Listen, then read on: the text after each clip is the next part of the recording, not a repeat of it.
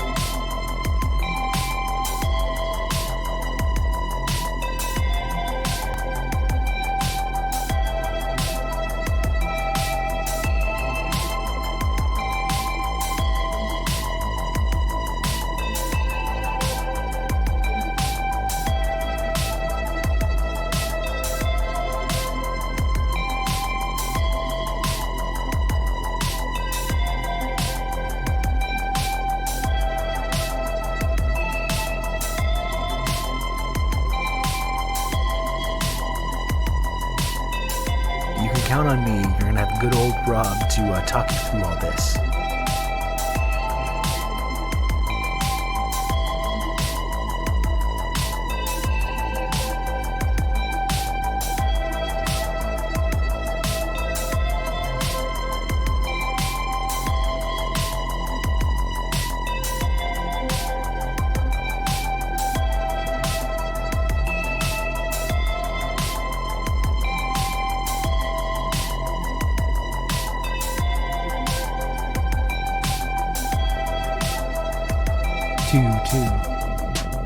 Hello. Carrier Wave, thanks for the 28 months. Tier 1. Thanks, Carrier Wave. Thank you for everything. How's it going, folks? How's your weekend? I can eat lunch. Pretty hungry. I haven't eaten today. I made a little kind of chow mein kind of thing last night. I got some leftovers here. It was really good, too. Really good.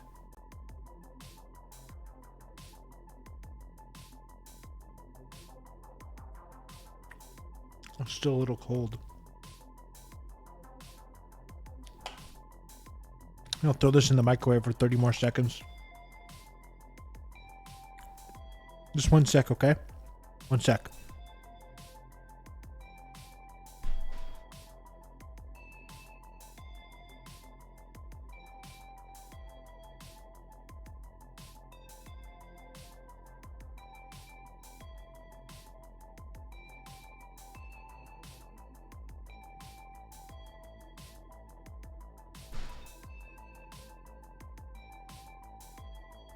Just be one moment. 1 sec. I'll be right there. Thanks for the raid, Lodane. I hope the pre-stream was good.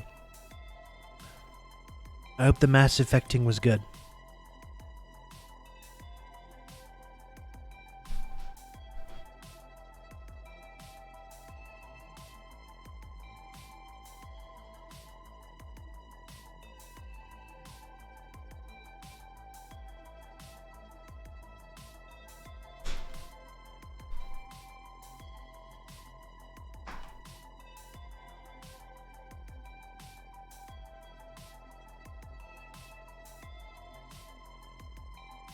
Okay, here I am. I'm back. Yo, we all came for lunch. That's right. That's why everyone tunes into this stream. Everyone loves watching this out of shape, middle-aged Canadian man eat lunch. I don't know why they like it, but they like it.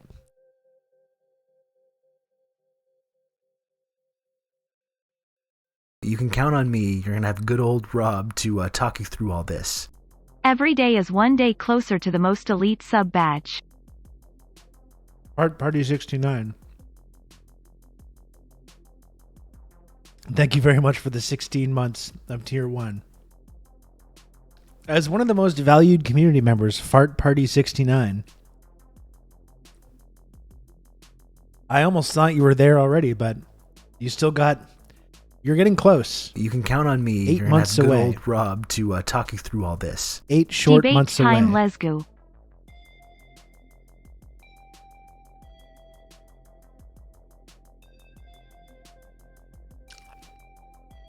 Achingly close. Thanks again, Fart Party 69. And thank you to Magyar Guy as well. 7 months of Tier 1 from Magyar Guy. Thank you, Magyar Guy.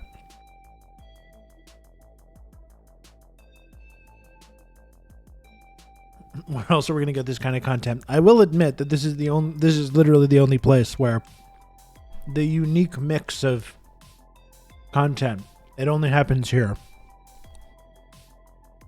It only takes place here. The mukbang, neurodivergent, Marxist-Leninist,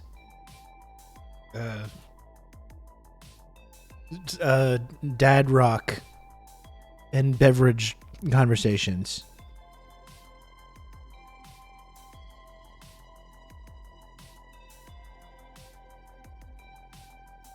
It only happens here.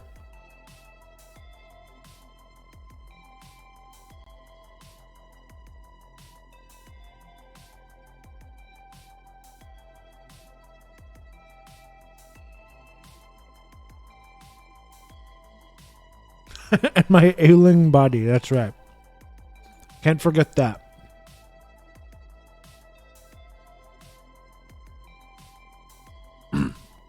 Can't forget my decaying meat prison. Common source of discussion.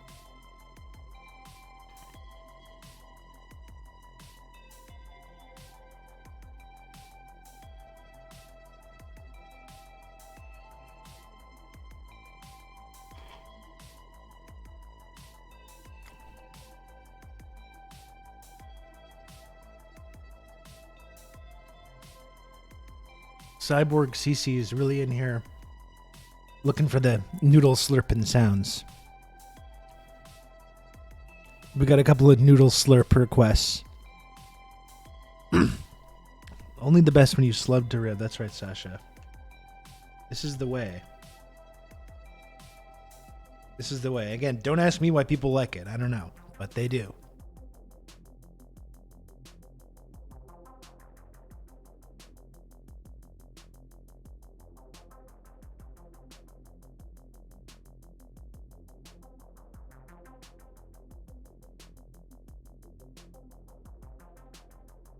It's very good.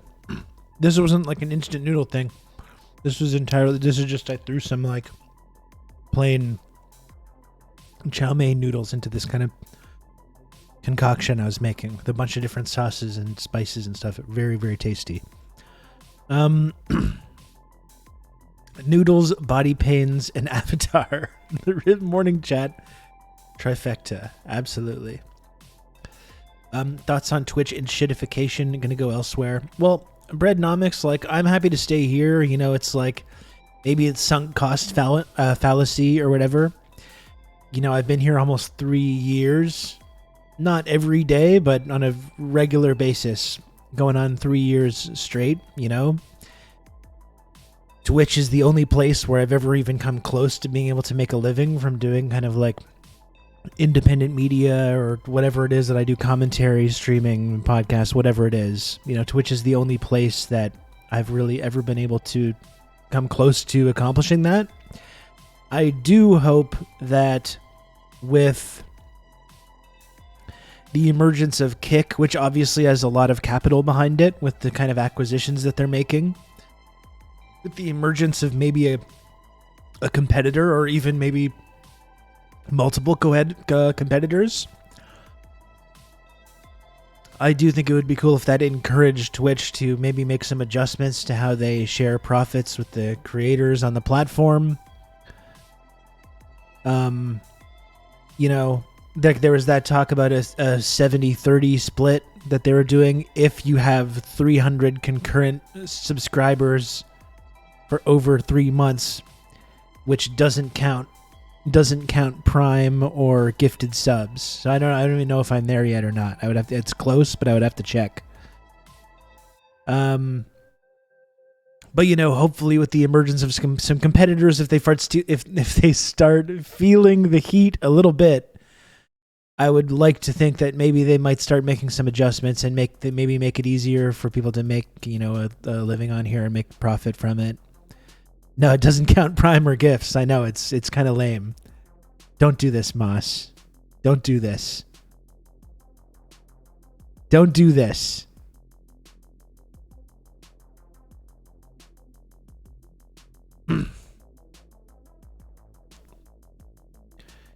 You might want to claim your username on Kick anyway, just to avoid anyone trying to impersonate you on there. That's probably a good idea. I don't know if I'm that big of enough of a deal that people would do that.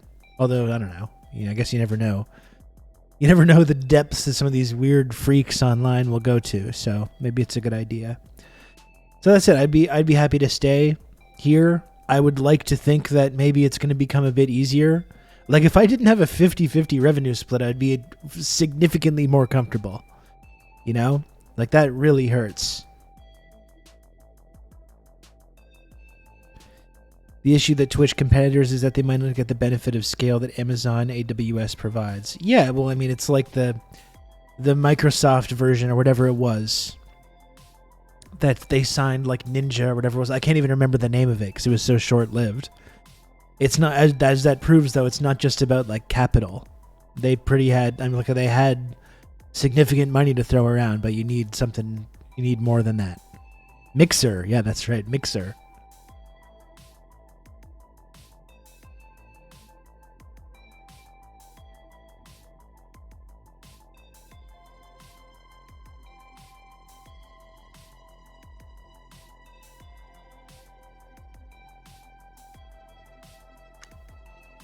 Sweet talk your way into Rogan's podcast, for sure. Should be no problem. Should be a pushover.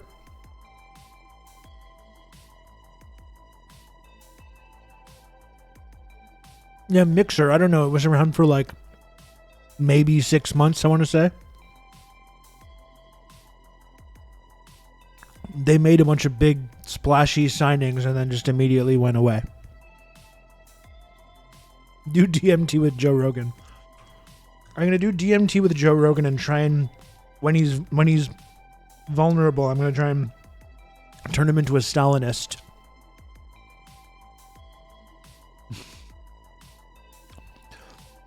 Using like a kind of like CIA, like MK Ultra technique. I'll wait till he's like in like mental reset mode. And I'll try and pill him on the immortal science of dialectical materialism.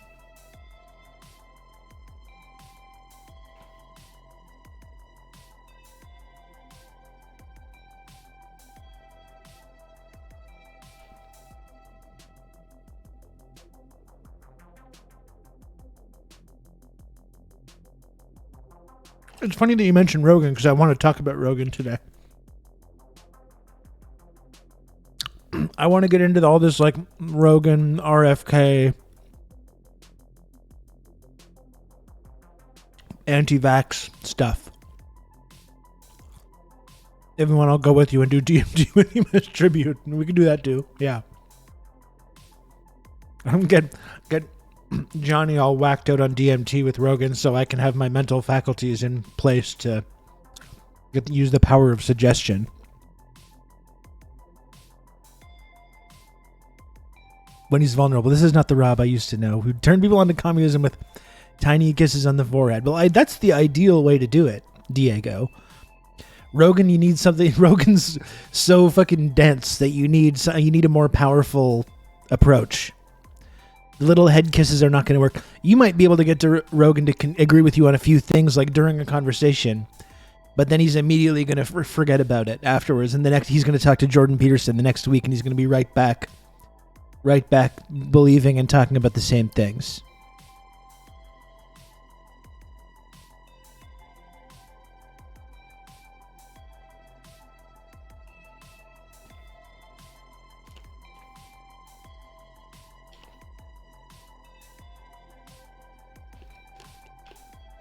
Man, that's so good. You know,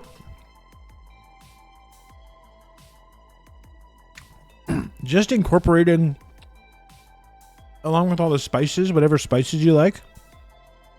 You know, for me, it's like garlic powder, onion powder, paprika, and salt and pepper. Seasoning things with that. And then using sesame oil, soy sauce, oyster sauce, Laogan Ma. And you can make some really, really tasty things just with those things. Just having some oyster sauce and Laogan Ma and sesame oil in my fridge has been a real game changer for me. A real cooking game changer.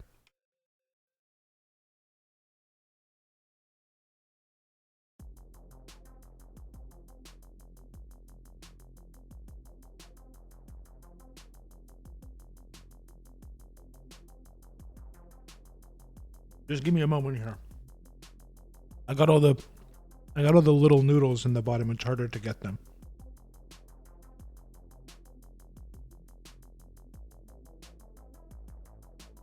Fish sauce also really good. Yep. Good to have that as well.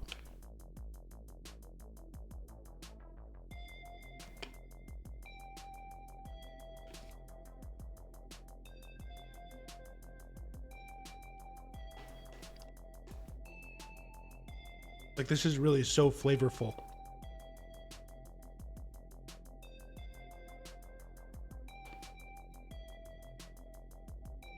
Easy too. I seasoned up some chicken thighs. I had a whole thing of chicken thighs that I needed to make. Seasoned that up with the spices. Put it in, cooked it in a wok. Added some bok choy. Also added some frozen veg as well. Onions and carrots and celery. Plus all the sauces I was mentioning. Really, really good.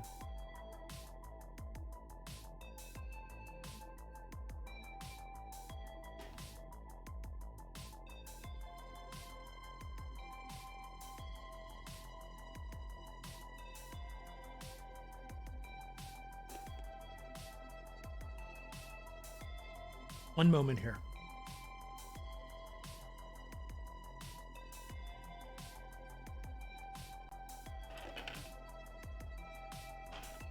Okay. What was Netlocked saying? I missed something from Netlocked.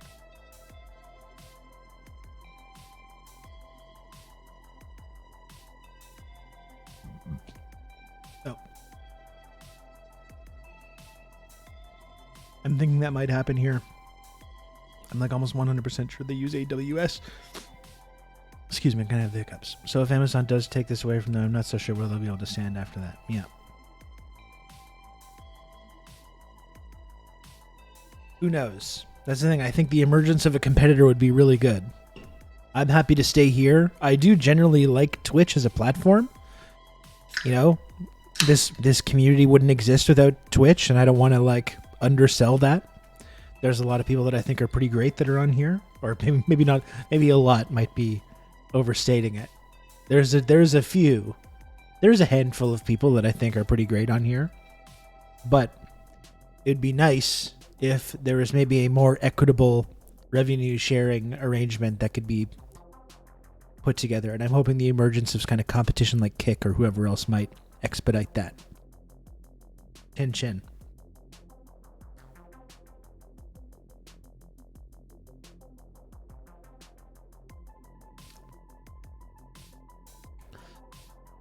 Speaking of food, has anyone seen The Bear?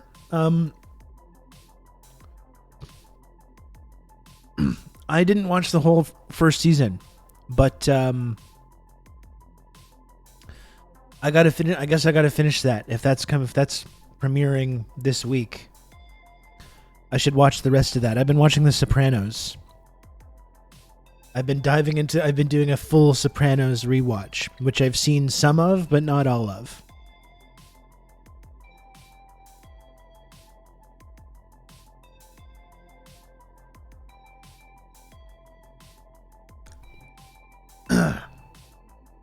I doubt Twitch will change their terms. They'll just try to outlast. Maybe, yeah. But I guess that's why it's good to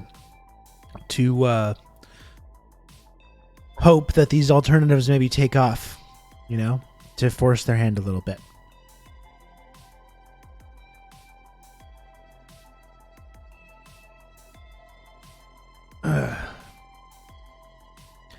Love Twitch and the community. I found a leftist community here. I made a kick, but kind of hate it. We have to be ready to jump ship. Yeah. No, it's not enough money. It is not.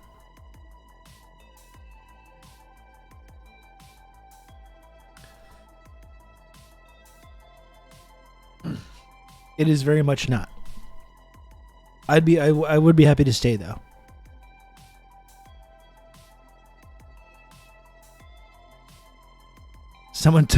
We got a Lodane impersonator. We got a Lodane impersonator on there.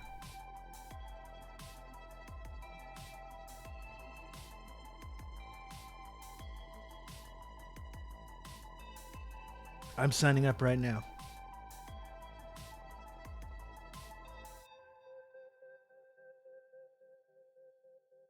Let's see here.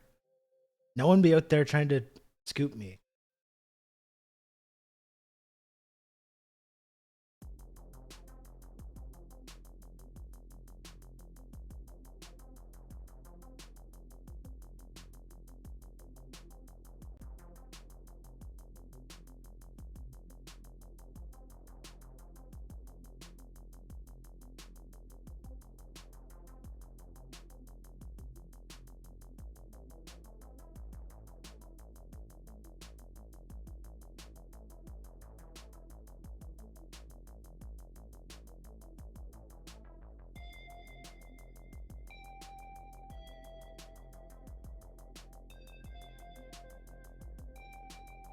I'm signing up.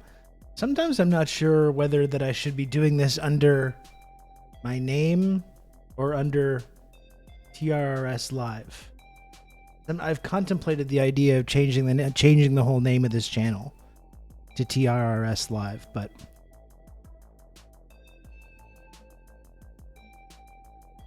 not really sure. Not really sure what the best course of action is. Okay. I'm signed up. I'm on Kick. I'm on Kick now. You hear that, Twitch? You hear that, Twitch? I've signed up to the big competitor. You know what to do. You know what you have to do if you want to keep this guy. If you want to keep this guy and keep this community. I'm going to need to see some Bunsen. Gonna need to see some Bunsen from Twitch, from the Amazon Corporation.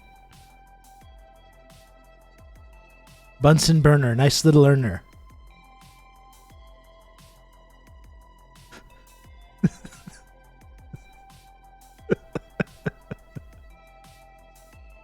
I just got an MJF promo, that's right. Kickback to offer Rob big bucks to gamble 20 hours per week. No, I don't need to gamble. I'll just encourage others to gamble, particularly young people. That's going to be my main thing. I'm pivoting away from this. The Twitch response. I'm here to tell you right now. We don't care. It's like, you know, fair enough. Fair enough. I get it.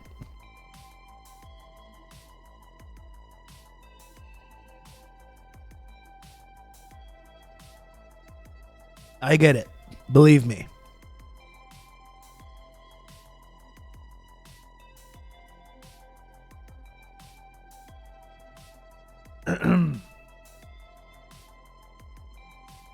Stream, what are you?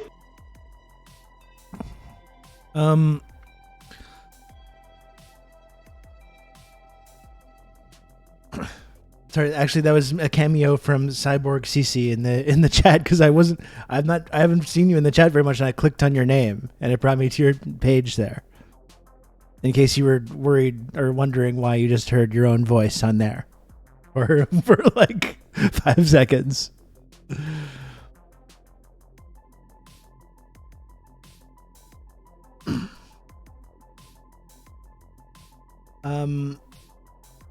It's why I don't want to touch Kick. It's so weird with all the gambling shit. Yeah, I mean, what am I seeing? Yeah, I'm seeing slots. The top live categories. We can take a look at this right now.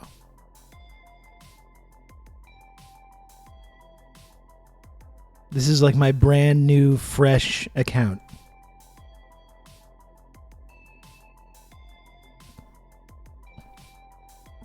Brand new, fresh account. We got top live categories. You got Amaranth on there. Chess Guy.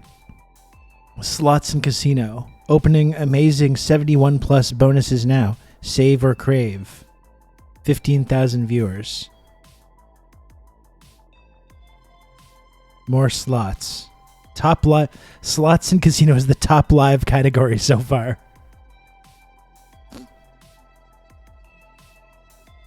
That's probably not a great start.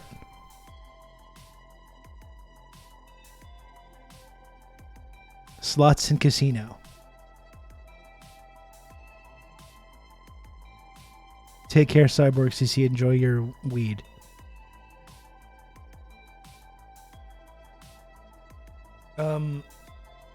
Pretty sure Kick is financed by gambling websites. Well, that would make a lot of sense.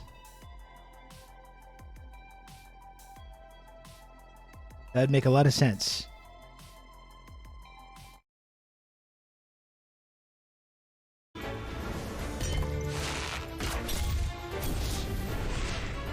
This guy seems trustworthy.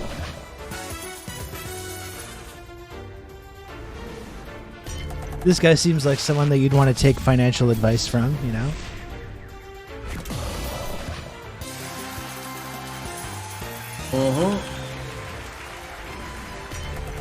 Hey, Hildeby says gun. Can this be the new Rob? I mean, maybe. You can go ask him.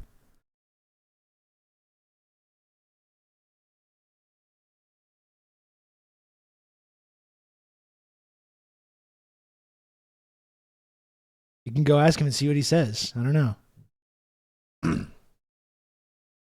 Looks like the definition of unscrupulous. Yes. Does not look like he has many scruples, that individual. Where are you watching my stream? I'm sorry, slightly tethered. I'm sorry. Yeah.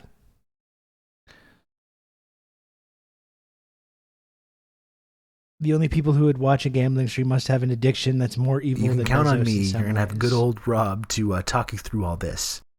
Oh, we are looking at the thinly veiled gambling platform that was set up by a guy who used to gamble on Twitch before it was banned. And is funded by crypto gambling companies. Thank you, King Window, for the 32 months tier 1 and for all the support, King Window. Yeah, when you put it like that, it doesn't really sound all that great, does it? When you put it in those words, it doesn't really sound all that wonderful. Don't take this away from me. I'm trying to imagine that I'm going to be able to make a better living on this, doing this streaming bullshit, and that this is my way. Okay? Don't take this away from me. I'm now a Kick React streamer. That's correct. That is absolutely correct.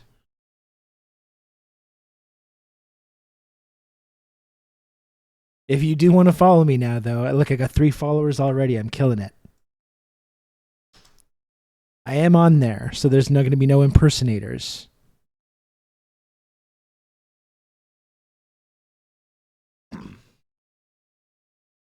I'm still torn on if that's better or worse than Bezos. Well, that's kind of what it comes down to, right? It's like there's no ethical streaming under capitalism. You know? Or in any, if you work in the gig economy at all, you know, you're going to be working for some evil monsters, probably. Ultimately, you're going to be spending your time funneling money upwards to some horrible, horrible individuals.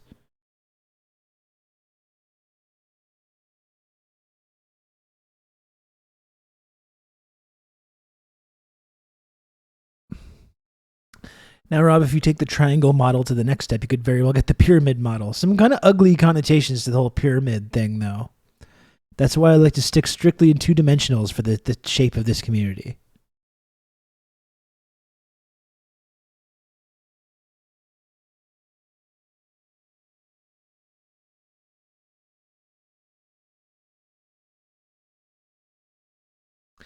Yeah.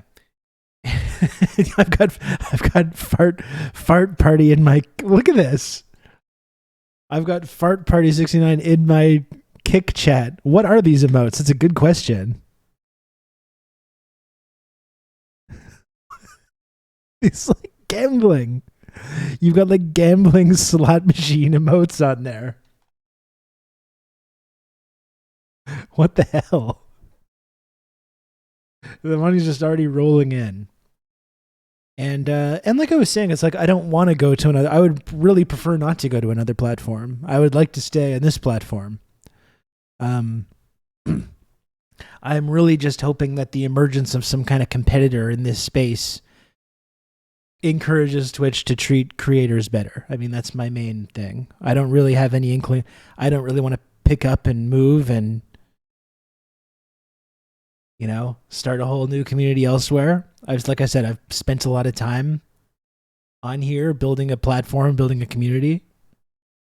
This is the alternate chat now in Kick. Yeah, it does seem like it is some kind of a money laundering scheme for gambling. That does kind of seem like what it is. Yeah.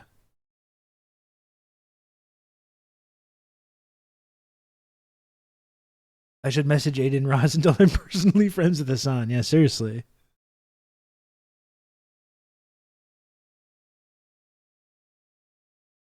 All the tiny images are just different apes. Yeah.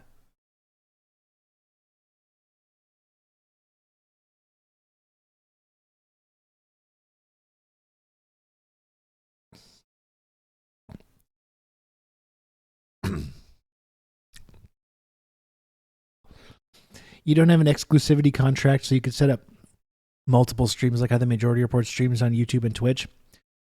I think so. Yeah, we're checking into it because I know at one point for partners it was exclusive, but now I think they maybe have opened that up. Um, I would like to stream on YouTube as well, and honestly, I would like to stream on TikTok as well. I think that would be good to be doing. I think that would maybe a way to like reach out to a different sort of audience.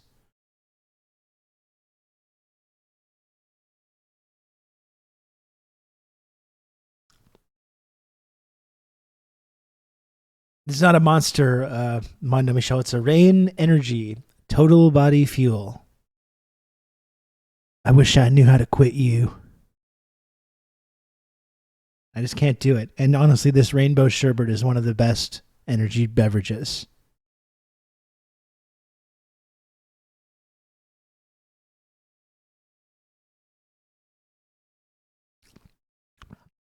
The Kik Rousseau Show, brought to you by Diet Monster Energy.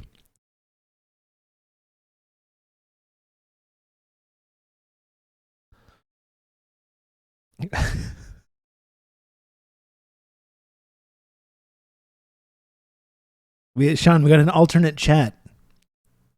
We got an alternate chat. If you want to chat via the crypto scam,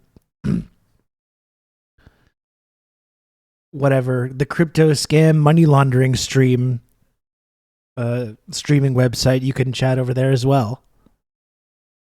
We got multiple chats.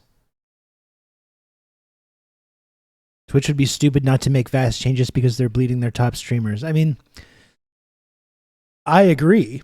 As some people were saying, though, it's like they might just be content to just not change and just wait out their competitors to die, which has served them well in the past. So I guess we're just going to see how it goes.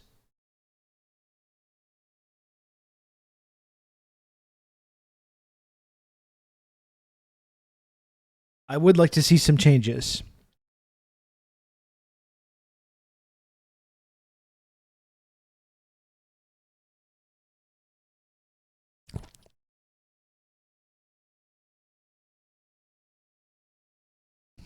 Okay, this one's kind of cool.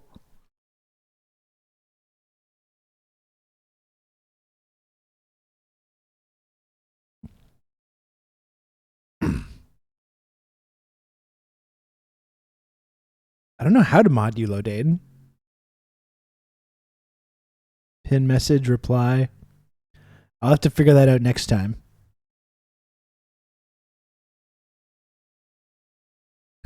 That emoji just cost the stream $11. Goes as an NFT. Please be more careful.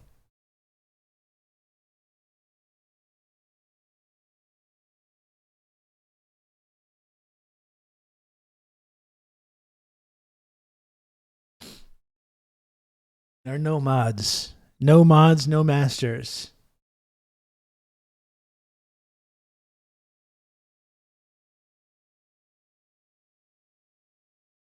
I mean, unless real world legislation gets adopted across a lot of countries, then Kick basically has a money printer. It kind of seems like that, considering some of the like acquisitions that they've been making.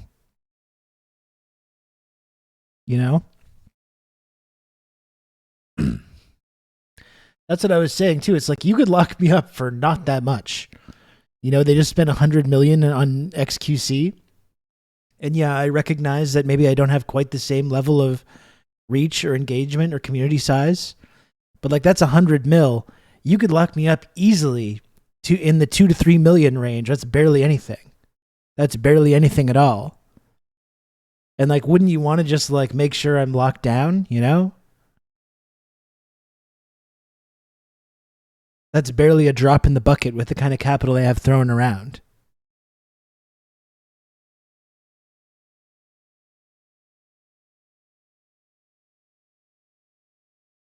I think 500K is reasonable even. I don't want to like destroy my own negotiating position by talking about how low I'm willing to go. But like surely like that's barely anything at all. They could lock me down for 12K a year in my real username.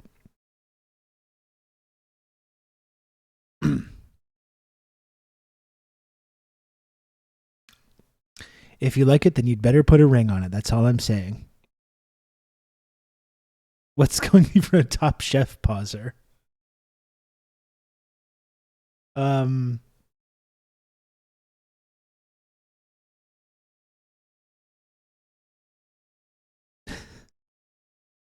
Just Chatting on Twitch has 500,000 viewers right now. Kick has less than 100K total.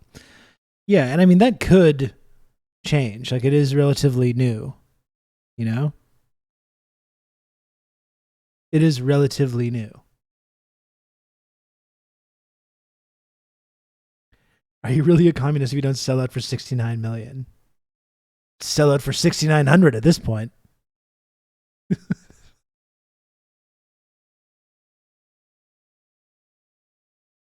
That would be amazing. They offer you a 500K contract, but it's entirely in Dogecoin. That would be fantastic.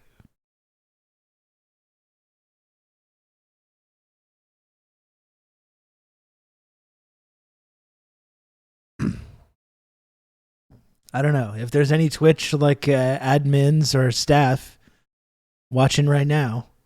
You know, this is what you could be missing out on. This kind of quality content. You could be losing this from your platform. You could lose this to the crypto scam platform, and ask yourself if that's something you're comfortable with. They'll pay with GameStop stonks. Those are going to be going to the moon, though. I've been assured that those were, if we hodl those, they're going to go to the moon.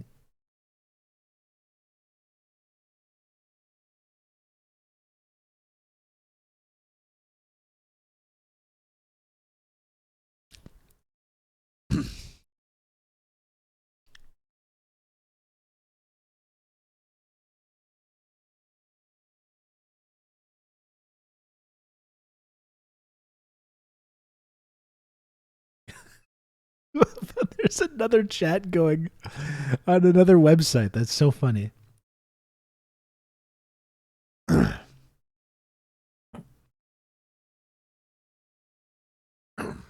Would you move to Kick for a case of rain? No, because that would still be putting me in a significantly lesser position than I'm in right now. I love Sean reluctantly shaking his head the whole time while showing up on the other website.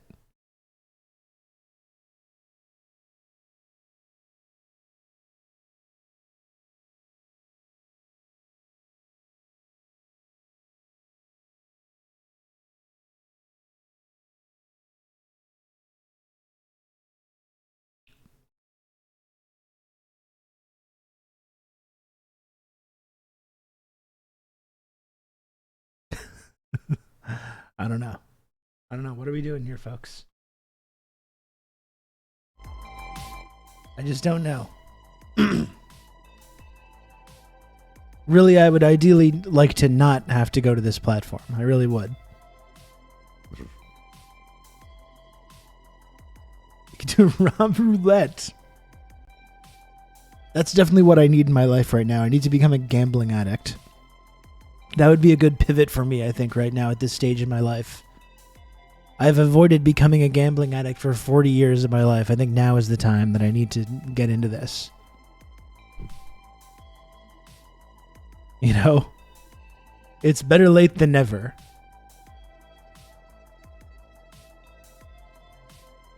Justin Potter was on Breakthrough News. Yeah, I saw that.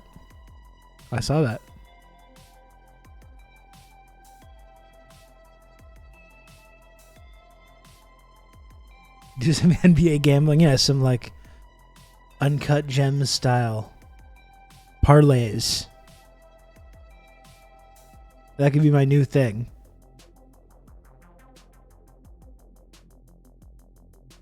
Just get a bunch of leftist streams to do a Russian roulette stream every day with some loaded guns. I mean, that would be entertaining. There's no denying that. Yeah, it would be dangerous. It'd probably be bad on a number of levels, but it would be entertaining now.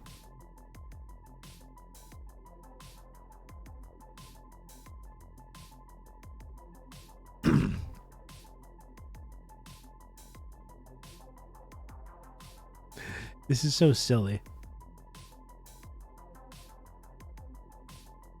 Let me just see if I can...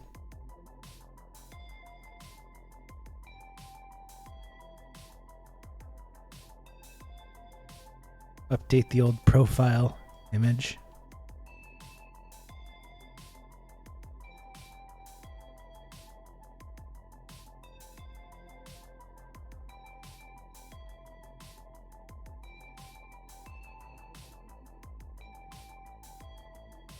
Any pictures of me on here? I did pick up. So I played. If you recall, I did a Rocket League stream on Friday, and afterward played some Fortnite, which didn't end as well as I was hoping. But did pick up a nice victory, a victory royale.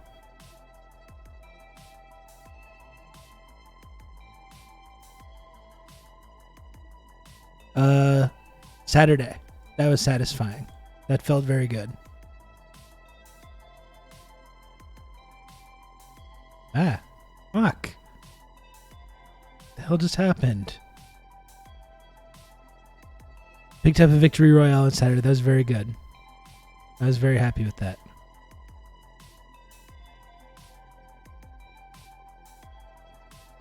I had found a picture, then I lost it.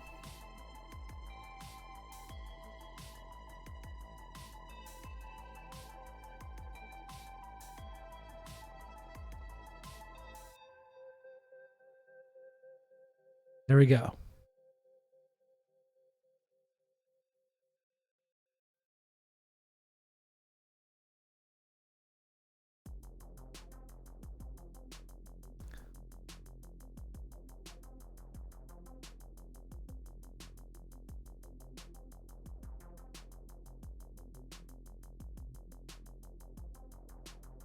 We got a PFP, an avatar.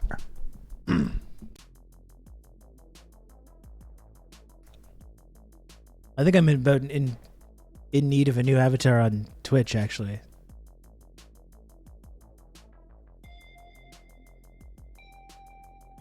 You needed Marcus and Benny to carry you. No, I didn't. Slightly tethered because I picked up a solo victory royale on Saturday. Solo.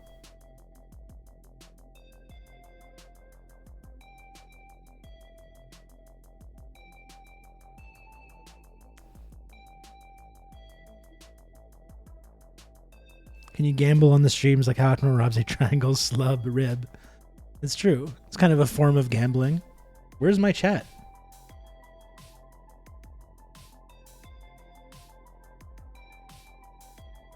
Where did the chat go?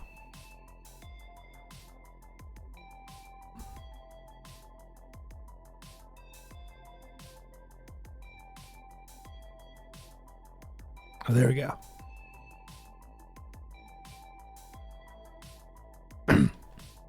We need to get that secondary chat going. Really important stuff.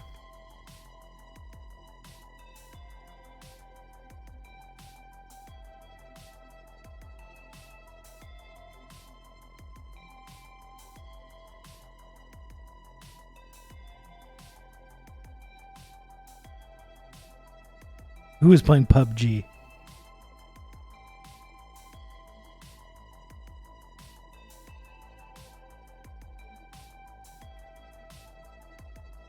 I'm now in the mood to Fortnite. Well, I'm not going to play now, but maybe tonight or one of the evenings this week we could do that, Lodane. I've been less into it lately. I've been less into it. Even the last couple times I played, I do one game. And if I lose, I'm out, and if I win, I'm out. I just don't really have the attention span or the patience to do a whole full multi-hours long effort. I got to get back in. I don't want to give up on CyberRob 27/7 either. I was making some progress in that game. I kind of liked the idea of playing the whole game on stream, and now I'm out of the habit of playing it because I got so into the NBA playoffs. I really got to get back to that, though, because I was really enjoying doing it. The return of CyberRib. That's right, the segment that everyone's demanding. we got everyone showing up. We got the whole gang showing up in the alternative chat now. This is so silly. We're going to have to watch this Rogan and RFK stuff. There's a lot of like RFK Jr., Joe Rogan, anti-vax stuff going on that we have to look at and make fun of and talk about.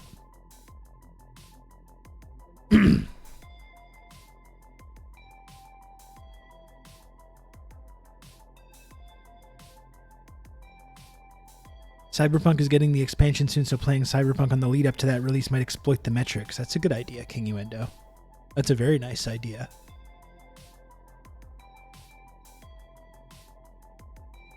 I like that a lot. I like it a lot.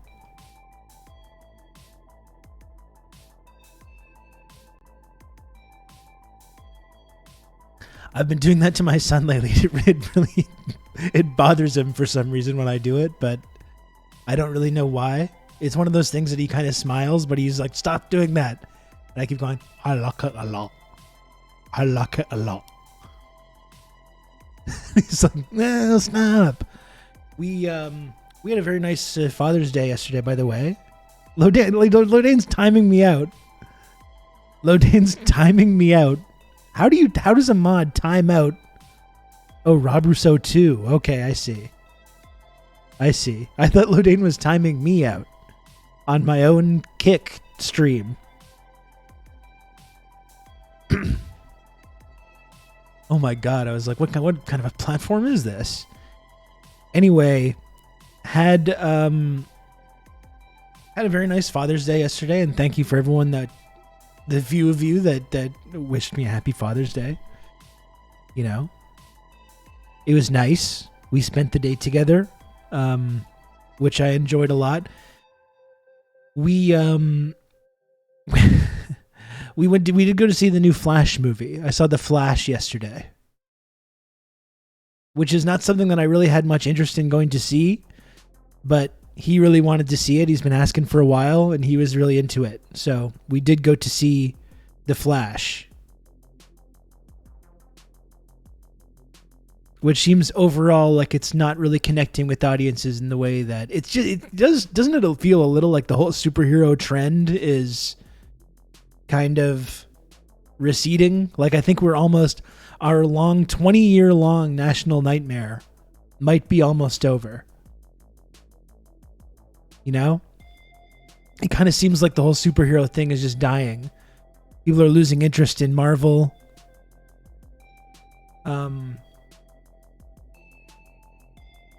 The DC thing is a big mess. They're trying to reboot the DC thing with James Gunn, but there just might not be the audiences there anymore. Guardians and New Spider-Man both did very well. It might just go the way of the Western and won't print money if it's bad like before. Yeah. Well, like we saw with the new Ant-Man, like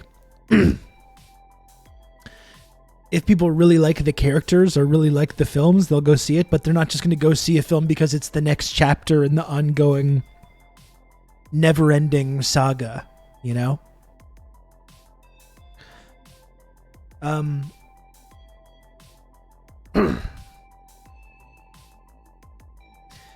The Flash is funny because The Flash is like it's the end to the whole like Snyderverse. The kind of like whatever effort they had made to kind of have this Zack Snyder oriented DC universe now seems to have just totally fizzled out. I literally haven't seen a superhero film since like Iron Man 2, and that was in like the 2000s. Yeah, I guess that was during the writers' strike. So was that 2009 or something? I think the first one was 2007. Or no, the first one I think was 2009, and then I guess that was like 2012 or so. I don't remember. I don't fucking remember.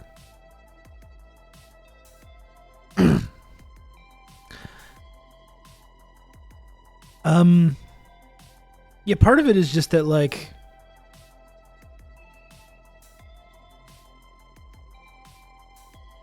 yeah, I think the last ones that I've been actually interested, when I saw Guardians of the Galaxy, when they did Guardians of the Galaxy and Captain America Civil War back to back, that was the last time I was actually like enthusiastic about like superhero films or like the Marvel, the MCU or whatever. And it's just been losing steam. The Infinity War stuff was okay. I kind of liked Infinity War. Endgame was all right.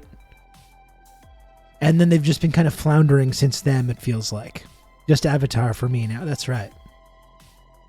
We'll talk about blockbusters that actually they look like blockbusters, have interesting things to say, are competently put together.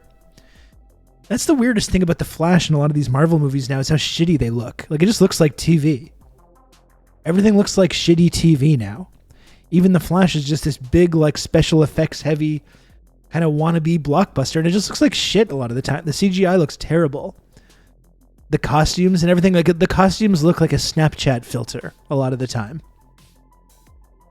It just looks bad. And that's strange to me. Like, I was watching Edge of Tomorrow on Friday, which is a relatively recent film. It was 2014, I think. Big special effects heavy film, and it looks fantastic. It looks so great still. The effects are really good.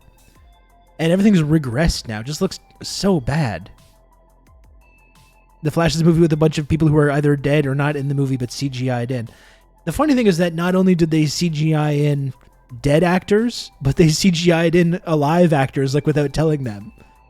There's a scene where there's, like, the old school Flash is in the movie, and, like, the actor that played the character was like, I never filmed that. And he's like, didn't even seem aware that he was even in the movie. It's pretty amazing. It was just filmed in a cavernous warehouse in West London. Yeah, everything just looks like shit. And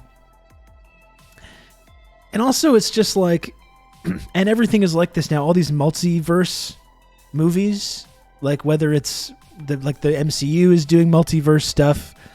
Now the Flash movie is doing multiverse stuff, and even the Spider-Verse movies, the first one of which was very good, but all these movies now are just like, remember this? Remember this guy? Remember this actor? Remember this movie? This thing that you liked from a long time ago? Remember this? Remember this? Remember this? That's all these movies are now. You know? And it's so hollow. Like the whole thing with Flash and bringing Michael Keaton back, which was basically the biggest selling point for the movie.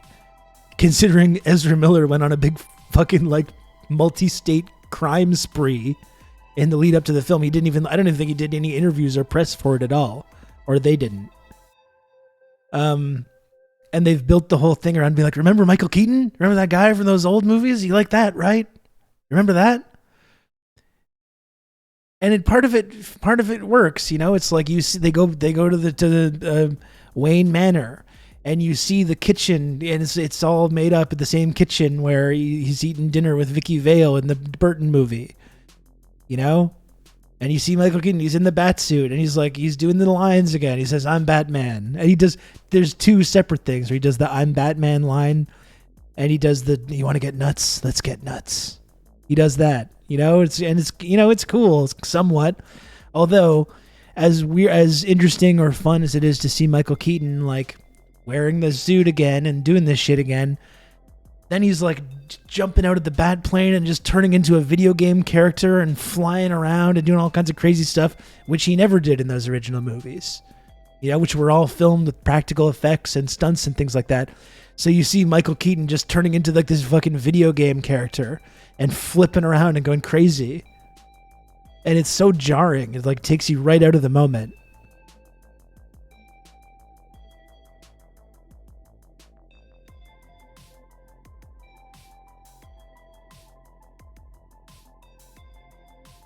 Remember how good it was back then? And we've talked about that tendency as well in these modern films to create. In my other chat here, I got multiple Rob Rousseaus now. This is a disaster. You know, I think there's kind of something weirdly psychological going on with all this nostalgia, where it's like, remember when life was good? Remember when things were improving? Remember the 90s? Remember the 90s when we had won the Cold War? And the glorious neoliberal future was just stretching out onto the horizon? Remember that? I think that's what a lot of it is about, right? Remember when you were a kid and you didn't feel like you're in this collapsing empire, this collapsing, dying economic system? Remember when people could afford homes? Remember that? That's what they're asking. They're not asking you to remember Michael Keaton as Batman. They're asking you to remember that feeling.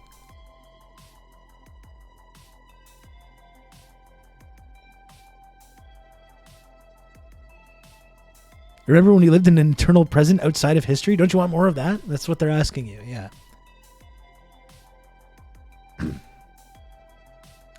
And so, I don't know, like, the movie was okay. There were some parts of it that I didn't mind. It was just so fucking convoluted. Like, you've got Ezra Miller playing it. That's his name. That's their name, right? Is it Ezra Miller? Is that it? They're playing two different characters. There's two Barry Allens. And it's a lot of that, like, stuttering, like, kind of like soy banter. You know? That just happened. Kind of, there's a lot of that kind of stuff.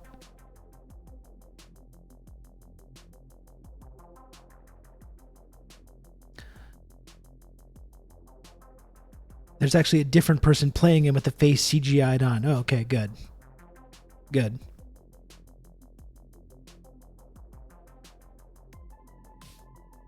Hilarious seeing the same people that only watch superhero movies complain about the quality of movies these days and think that writers are overpaid. For sure, these people are complaining and they're like, just replace the writers with fucking AI. Like, I'm sure that's going to fix the problems that you have here.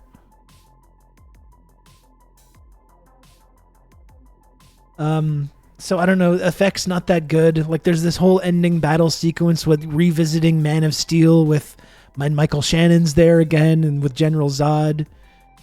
And it just feels like I had the same problem with, because I told you I used to be kind of somewhat on board with the MCU films. And I remember the first time I was watching one and being like, I was excited for it to go see it. And I was like, I don't know if I really like this, was Civil War. And there's that big, like, battle between the two different Avengers factions in that movie. And I remember being it was so hyped up. And it just takes place in this, like, bland, like, airport surroundings. You can tell that everything was just like, none of the actors are actually interacting with each other in the moment. It's all just like, everything's just like assembled in post-production. And it just looks like shit. And the whole big climactic battle in this movie is the same thing. It's just this big field. You know, it's this big open space. Nothing looks real. It all looks just completely phony. Apparently it cost $200 million to make that Flash movie.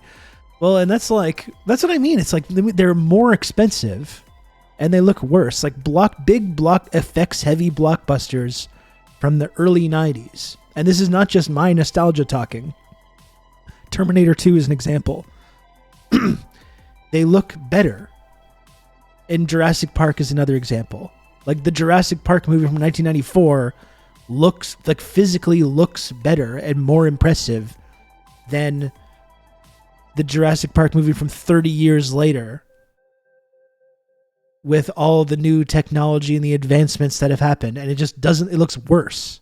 And it costs 10 times more to make. And I think with the Flash as well, there was some speculation that it costs even more than they're letting on, and that's why there was this big marketing push to be like, it's the best superhero movie of the last 30 years. There's all this like big hyperbolic, breathless coverage. It's like just how like trying to sell it like it's this amazing thing. Because I think they knew how much they stood to lose on it. Very little of the budget is showing up on screen. It's all getting funneled to a dozen executive producers who do jack shit. Well, that's what I mean. They've like outsourced all the effects to these like South Korean slave labor effects houses, right? So it's not going into the effects. Like the effects look worse. Where's CGI Flash or Green Lantern? I didn't see Green Lantern, so I don't know. Although I do remember that the whole big outcry about Green Lantern was like the CGI costume, and now that's just like what all these movies are like. Now they all use the exact same technique. Why put someone in like a costume? Why do that?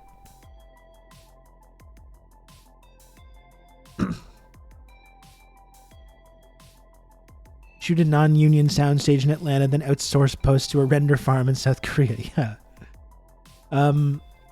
Moon Knight is the only Marvel anything that's interesting because it has nothing to do with any of the other franchise. I mean, I do like Oscar Isaac. I didn't watch Moon Knight. I remember enjoying the first like 4 or 5 episodes of WandaVision, and I had a popular tweet about this because like that actually felt like something different. Like the first 5 or so episodes of WandaVision felt like, okay, this is at least something that I've not seen before. This is taking some characters from these Marvel films and you're doing something kind of like cool and original with it. And then it just eventually descends into the exact same bullshit with like these CGI guys flying around and firing energy beams at one another. I mean, this is what the same thing it always boils down to.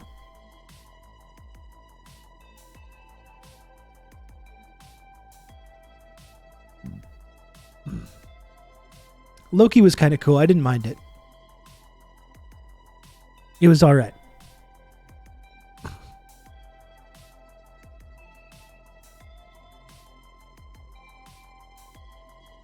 Logan was pretty good. Although it was basically just a ripoff of like Children of Men. Like it was good, but that trope is getting so overused. The trope of like the grizzled old guy that like renew his renewed hope again because they're forced to act as a father surrogate. I love Children of Men as well. Father surrogate, protector of some like a younger person, which you see in Last of Us. You see it in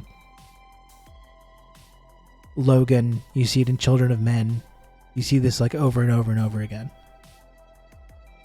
But it's pretty good. It does do that trope very well. Yeah, Loki was pretty good. I liked Owen Wilson in that as well. I mean, it was pretty fun.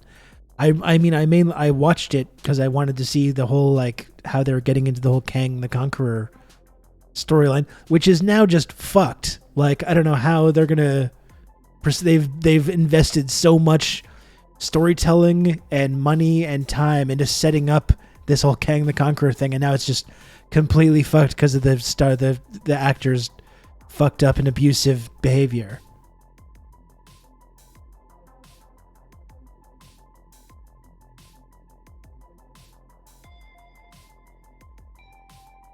Kang in the comics wasn't always the same exact face either. Okay. I guess maybe they have an out. I mean, it is comic book bullshit, so maybe they could... Maybe they can find a way around it, but it's clearly going to be a deviation from their plan that they had invested a lot of energy into creating. You're describing the Luc Besson trope, old man renewed to fight vulnerable femoid. Right, so that's from The Fifth Element is another example of that, yeah.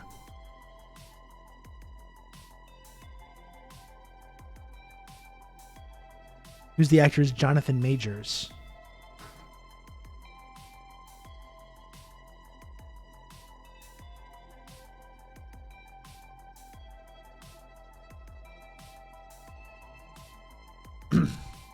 I've not seen a Marvel movie since Spider-Man 2. Well, yeah, and then, like, speaking of another blockbuster that looks better than the movies that are getting made now, I think that, like, those Spider-Man movies still look like fucking movies, you know? And they have big effects, and they have lots of CGI, and they look significantly better than the new Spider-Man films.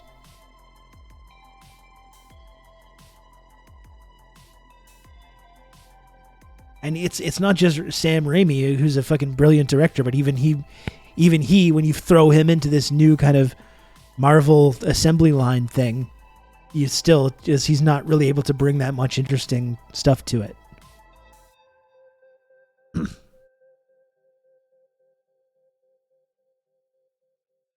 Did you watch Daredevil and Punisher, like the series? Yeah, I didn't mind. I kind of enjoyed the Daredevil series. I didn't watch all of Punisher, but I did like John Bernthal as Punisher. That was very good casting. The CG hasn't caught up to 4K, so a lot of them look like shit. Yeah, that's part of the problem too, isn't it?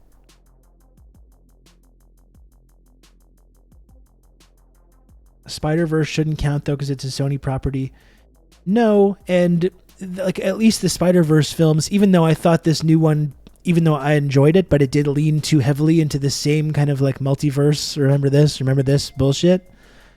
But at least they're making an effort to differentiate it, and the animation is really fantastic, and it looks different and unique and cool. Like I was saying before, I think I think it would really benefit a lot of these comic book movies to just be animated, you know? I think there's something really that just looks like shit when you have these like human faces in this big shot with 5,000 different animated CGI things going on. It just looks bad. It just looks horrible to try and do. I think a lot of these films would be look way better if they were all just entirely animated.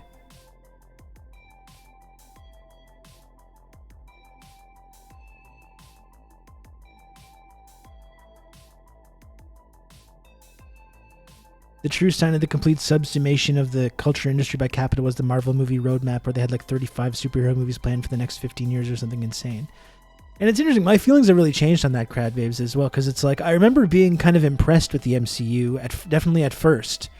The idea that this big corporation could have this like 5 or 10 year plan of films that they weren't going to deviate from, and showing that kind of patience to like have this slow setup to this big team up movie. Like when that was a kind of new idea, I thought that was pretty impressive. But now I think the effect that it's had on culture has been really not good.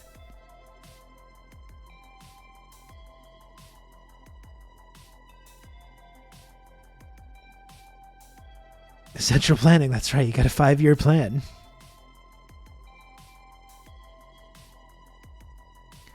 Yeah, that's. I think that's the problem, Nedlock. Like they executed it well for Infinity War, but now that they've tried to continue it on past that, it's really losing a lot of its effect.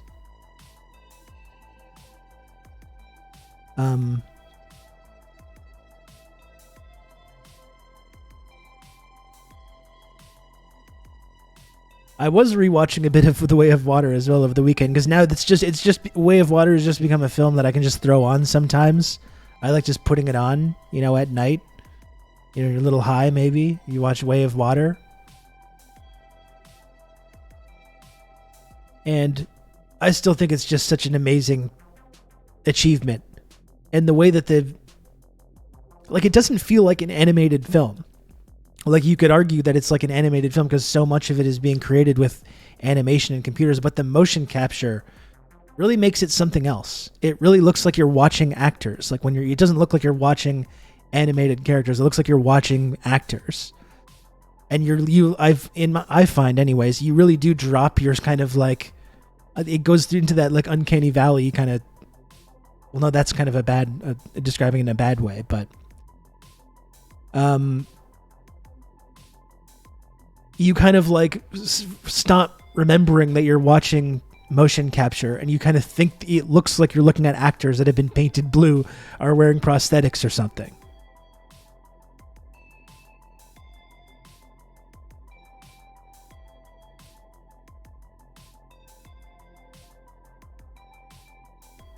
For some reason, I was thinking Shape of Water. Yeah, not that. I actually never saw that one.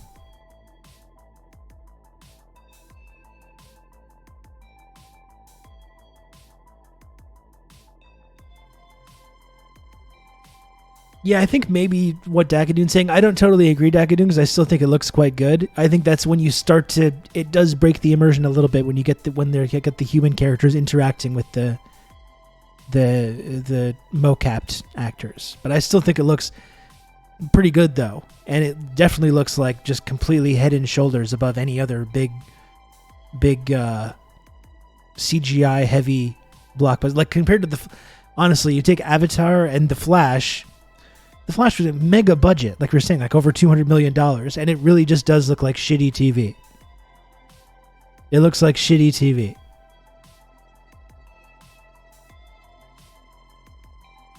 Like, I was really blown away by how bad it looked a lot of the time.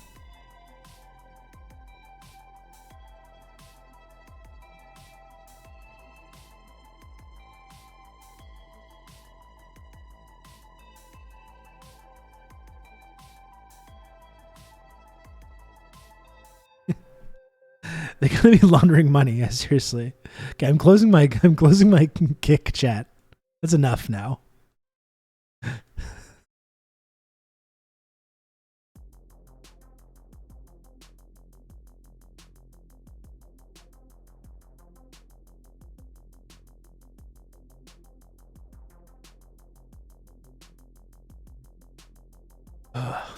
Well, I don't know. We don't need to keep going on about this. I did want to talk a little bit about the Flash, and if you're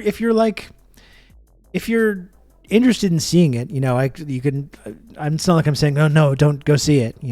If you like that kind of thing, you might enjoy it. There's some things that are kind of somewhat enjoyable about it, but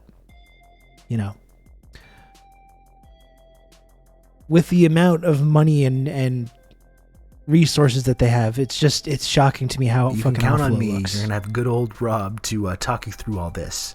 Kick it to Rib. Thank you, Old Dutch, for 27 months of tier 2. Thank you, Old Dutch. I appreciate it.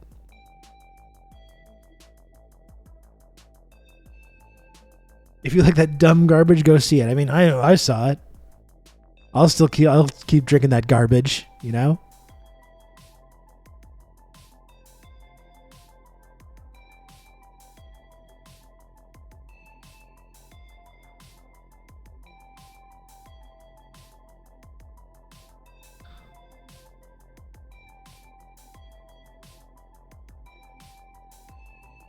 You want to get nuts? Let's get nuts.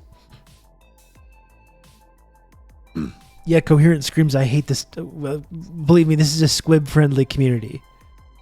The CGI blood effects. You gotta give me those squibs. Like we watched Total Recall a couple weeks ago in the community, and the fucking squibs in that movie are just they're exquisite. Oh my. They're exquisite. In case you missed out on that little turn of phrase there.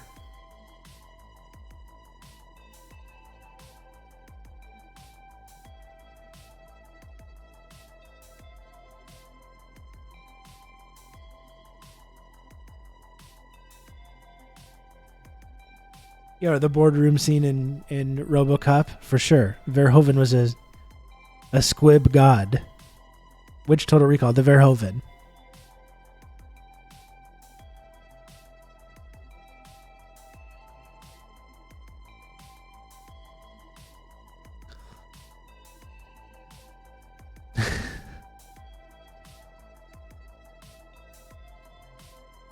And that scene was edited down. It was longer. It reminded me of that. I don't think I've ever seen this movie.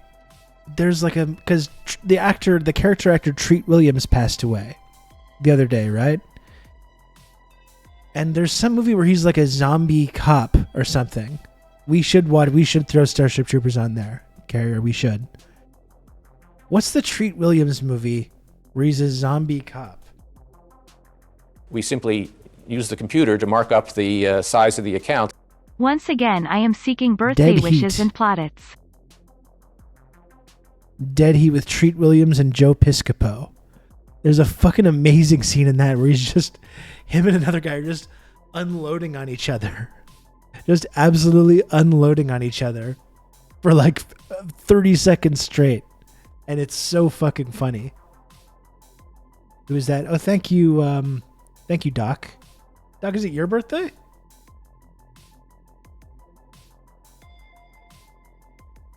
Doc, thank you for the 200 friend coin and happy birthday to you, if it is indeed your birthday.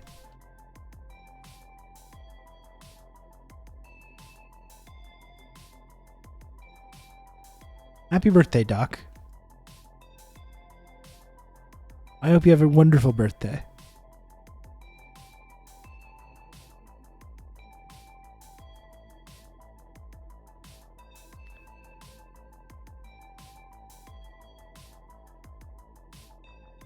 Yeah, sorry. I'm sorry. While we're talking about squibs, I've never seen this movie, but I clearly should watch it. Obviously, I should watch it. This is the dudes unloading all over each other, okay?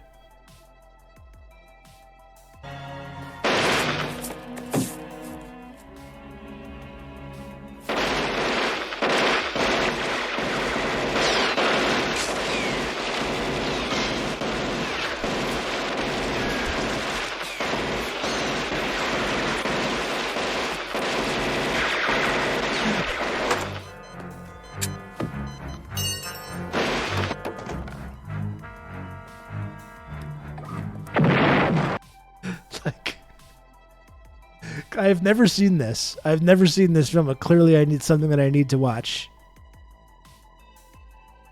It's Dead Heat. It's Dead Heat with Treat Williams and Joe Piscopo.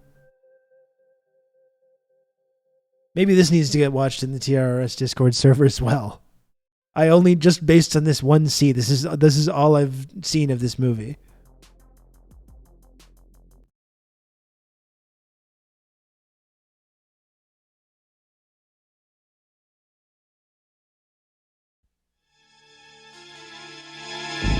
There's definitely something very weird going on here. Detective Roger Mortis Roger Mortis. has a An ironic name. problem. He's dead. But Detective Bigelow is bringing him back alive. That's okay. Don't get up. Told you not to get up. Now, he's got 12 hours to solve the toughest murder case of his career. His own. His own. That's been from now on, I'm a vegetarian. How do you fight this thing? Maybe we could drown it in A1 sauce. Treat Williams Sit down. and Joe Piscopo are dead heat. You can't keep a good cop dead. For a while, Joe Piscopo was like a big A-lister. For a short period, Joe Piscopo was really a hot commodity in Hollywood. I just remember Joe Piscopo from Sidekicks. Remember the Sidekicks with Jonathan Brandis and Chuck Norris? Everyone ever watched that one growing up? He's like the rival karate teacher guy who ends up fighting Norris in the end.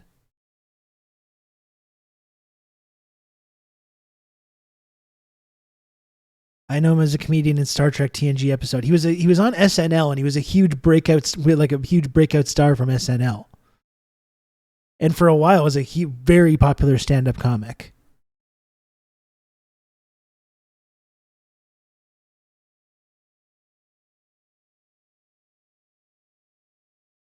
I must say it's been probably 30 years since I've seen Sidekicks, and I do not remember the barrels of MSG sequence. But I believe it. I buy Joe Piscopo having the science wherewithal to operate machinery to revitalize someone for sure. Or operating some kind of dark magic machinery.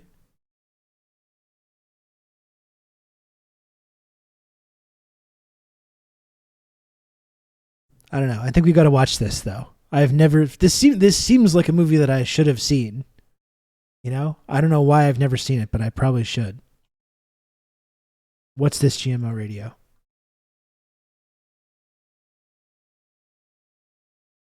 This is very true.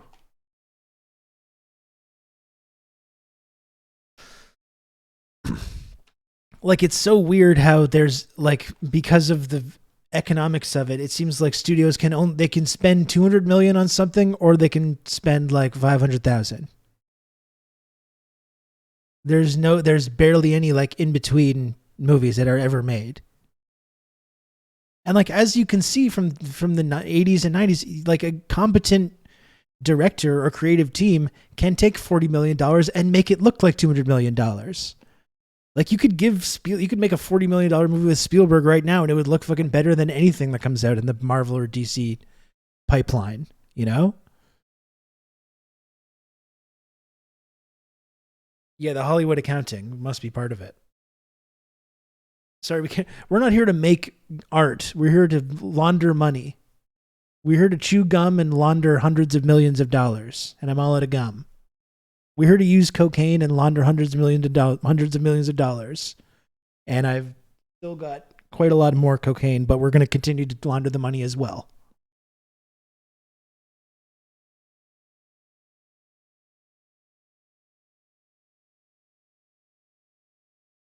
Speaking of Jonathan Brandis, remember the movie Ladybugs with him and Rodney Dangerfield? I remember the film. I don't think I've seen it. I remember Brandis from Sequest DSV. He died, didn't he?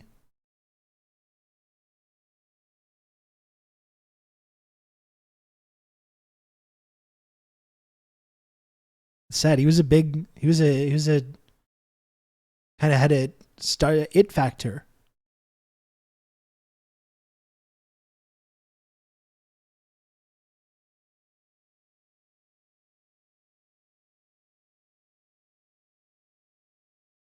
Ladybug was one of those dresses a girl to win sports. Oh yeah, that would go over well today. Died by suicide in 2003. That's very sad. I'm sure he saw some shit being a young, cute celebrity in Hollywood in the 90s. I'm sure experienced some fucking horrors in that kind of context. Here I am looking through eBay trying to find Dead Heat promo merch.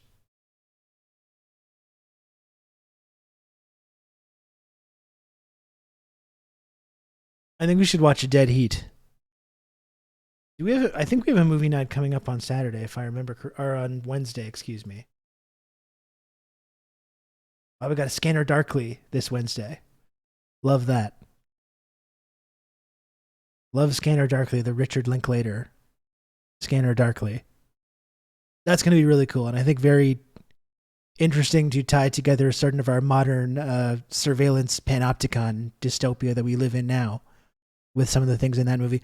Plus, it's a really funny mix of like weird Philip K. Dick sci-fi and interesting social commentary, and just like a dudes hanging around doing drugs and riffing movie. There's not really a movie like it, you know? There's a lot of just like dudes hanging around talking shit all high a lot in this movie, but also with these kind of interesting social commentary and sci-fi ideas that are in there as well.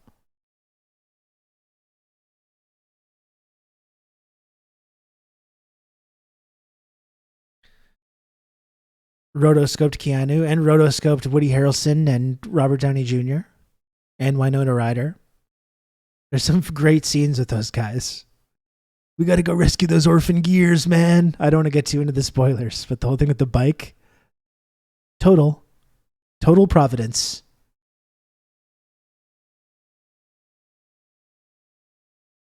No, I've not seen Electric Dreams. That sounds interesting. And Alex Jones is in there as well. Yeah.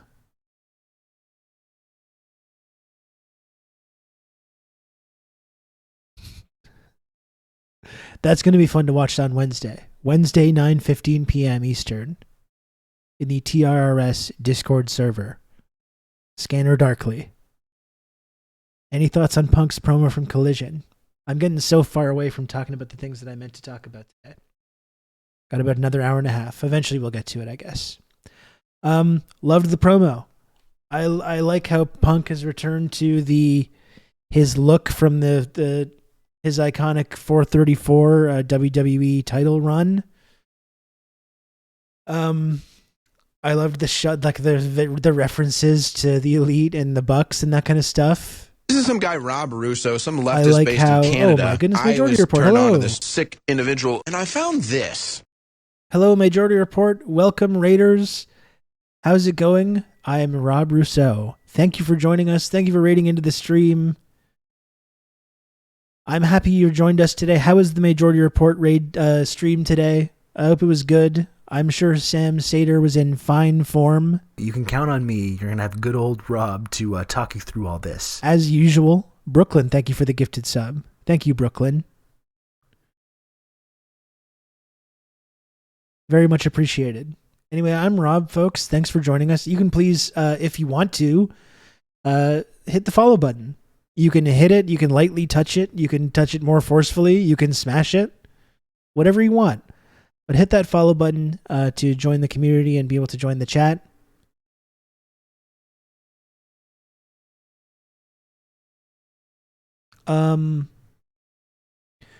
We are going to be talking in just a few moments about, and I'm sure Sam touched on this stuff today, but we're going to be talking in a few moments about like the whole RFK anti-vax Rogan debate thing. Sam Sater is one person as well that I usually maintain this mantra of never debating.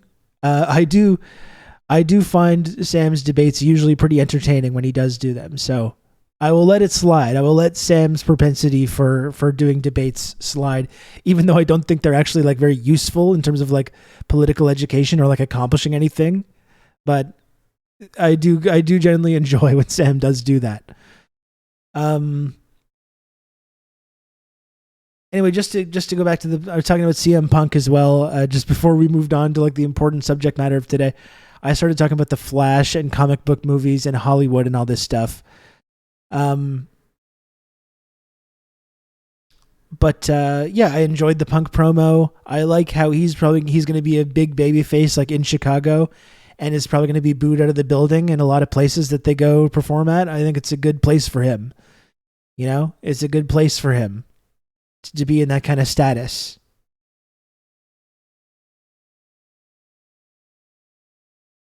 I liked it a lot. I liked that. I would have liked him to take the title out of the bag. That was a good bit, but I liked that. I didn't actually watch the match. I didn't watch the main event match. I'm just happy that he's back. You know, I think if you like pro wrestling's no matter what you think about him, whether you love him or hate him, pro wrestling's just better and more entertaining with CM Punk than without him. And the amount of people that just like can't stand him or hate him or think that he's cancer or toxic to have around, I think that's completely ridiculous.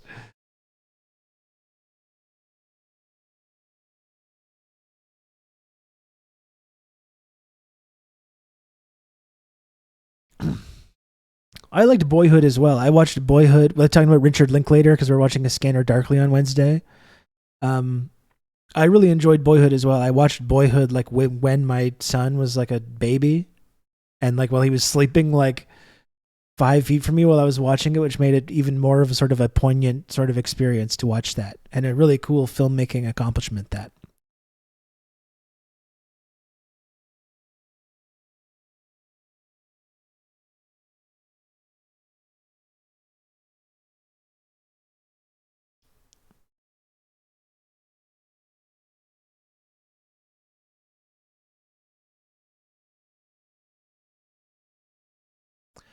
You know, I've never seen the Before trilogy. I've never seen any one of those movies.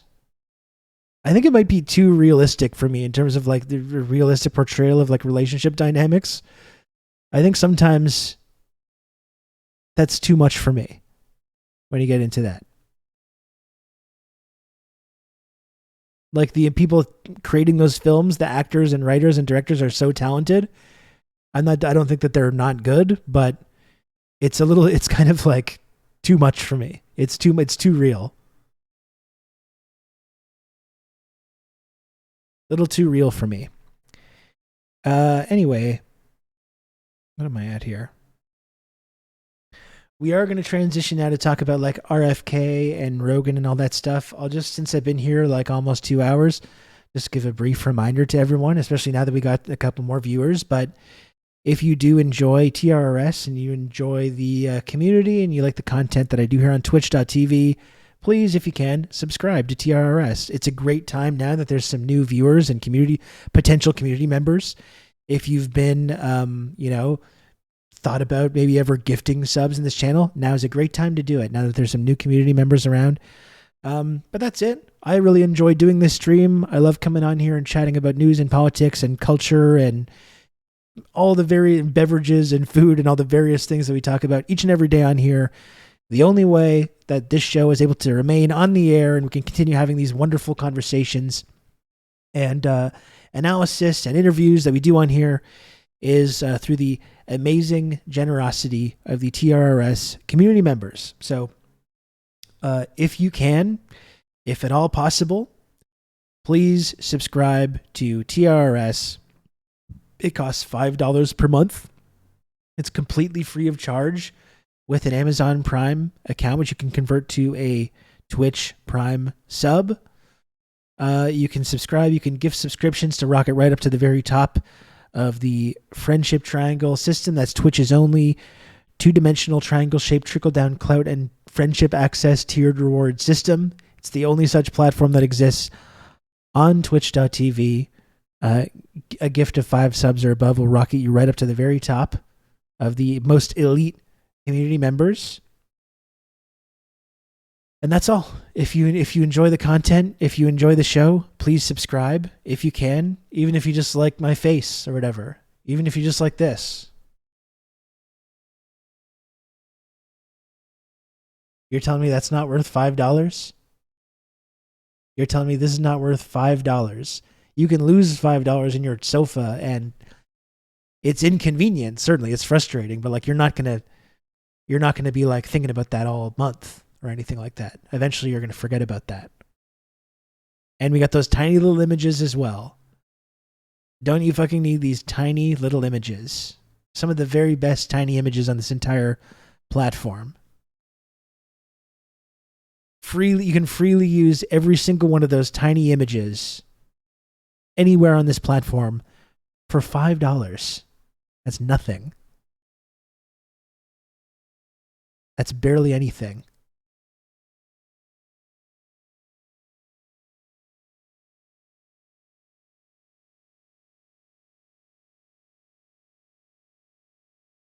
I'll just wait for the logjam to be you can't get these tiny images anywhere else. You can count on me. That's You're right. going to have good old Rob to talk you through all this. I'll wait for the sub logjam to resolve itself here, and then we'll move on. We'll talk about this RFK Joe Rogan debate stuff. Thank you, Diego, for the gifted sub. I very much appreciate all the support from our friend, Diego, aka Comrade Social Distancing.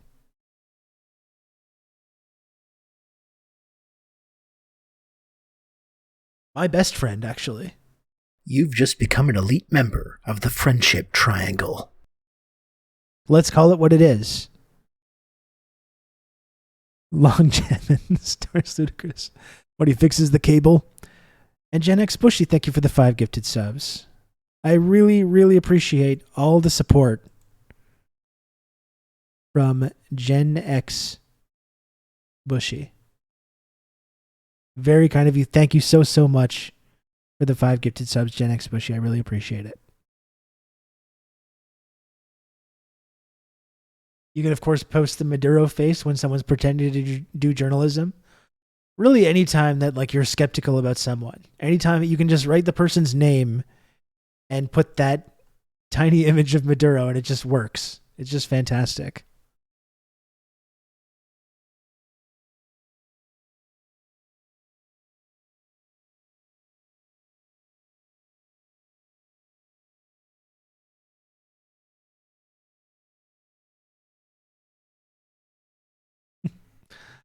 Okay, let's see here.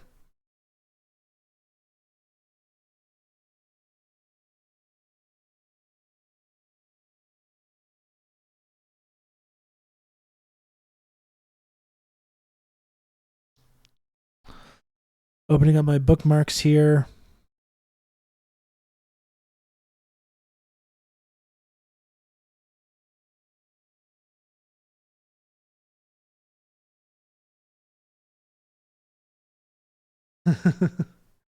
Look at all those wonderful tiny images.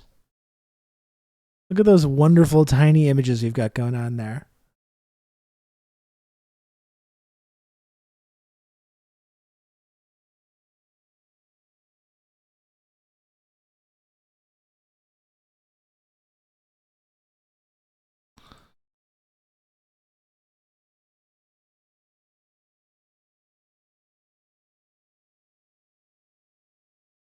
Okay, so it looks like we've got I think this could be good to watch this thread. There's a whole thread from RFK's appearance on Joe Rogan. So we can take a look at that and take a look at some of the like ideas that he's trying to express in this interview. The way Joe Rogan kind of co-signs this. It's crazy how like Rogan was like briefly held accountable for like the anti-vax stuff, and now there's just no effort whatsoever. There's just no effort whatsoever to rein any of it in. Now it's just full-fledged promoting these like wild anti-vax kind of conspiracies to the tune of like what, $200 million. Spotify, good, very good stuff. So of course after this, now you have like actual like doctors trying to push back on RFK's claims on this, and then you have Joe Rogan and others being like, well, come on and debate RFK. And we can talk about why that's completely useless. Almost rob money. That's right. Almost rob money. All these people jumped the queue for vaccines. Well, and like the idea, as we talked about before, the idea that like promoting or supporting the idea of vaccines, that it's not even about COVID anymore. Now it's just vaccines in general. That's how totally normalized this kind of rhetoric is about vaccines. And that's the whole thing with RFK. He's built a big career off of like promoting anti-vax ideas that now have become mainstream because of COVID, because people like Joe Rogan have mainstreamed these anti-vax ideas about the COVID vaccine. And this whole thing of like, you know, you support vaccines. Well, why do you support big pharma? Look at all the evil things that big pharma does. Which is just like it's only like when it comes to vaccines do these people want to talk about that. They don't want to talk about the actual evil things that big pharma does that they're apparently against. I don't even know if they could name like what these things actually are. And you've got Joe Rogan who undoubtedly pumps himself full of all kinds of chemicals and medicines and things like that. When Joe Rogan I saw a great thread about this, but like when Joe Rogan himself got COVID, he was pumping himself with all kinds of these like special treatments that they were doing. Like the whole ivermectin thing. Who makes ivermectin? Is it these humble, hardworking farmers mixing the ivermectin in their bathtubs? No, it's fucking big pharma that make that shit. Or like all the rich guy COVID treatment that people like Joe Rogan can afford. Guess who's controlling that? Big pharma. You know, when you get a headache, you take ibuprofen. It doesn't mean you support big pharma and all the terrible things that big pharma does. You know, the most evil thing about big pharma is the profit motive, which you've talked about before as well. It's not the actual medicine. It's not vaccine. It's not the polio vaccine or the chickenpox vaccine that's evil about it. It's hoarding these things and making it so only certain people can get them. That's the evil part, is the capitalism element of it, the profit motive.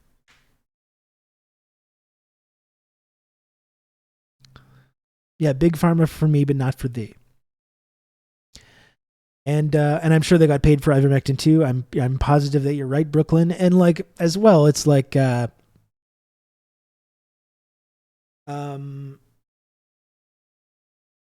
pharma blocked the fucking patents from being distributed to places like Africa so they could make their own. Yeah, I mean it's like it's just preposterous, this whole thing. And it's like the way that Joe Rogan has like totally normalized these kinds of ideas. And I have a clip from him that we can watch after, where at the beginning of the pandemic too, he was literally talking shit about this exact kind of thing. But because he's such a dumb guy, he's now been convinced over the last 2 years that this is something that he needs to give credence to or pay attention to.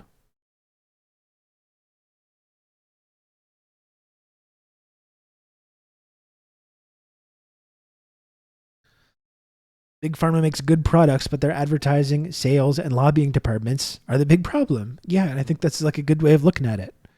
You know, they're actually they have a ton of resources because of how evil they are.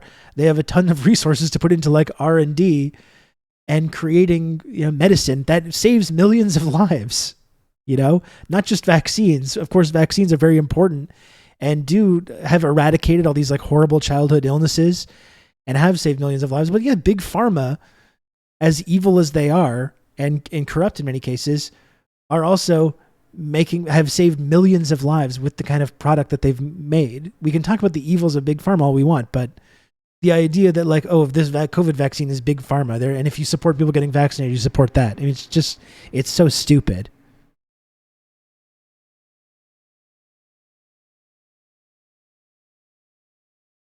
Anyway, we can watch this. I'm just going to get a beverage. I'm just going to get a beverage on my phone. I will go do that. I'll throw this clip on and I'll come back and we'll talk more about it.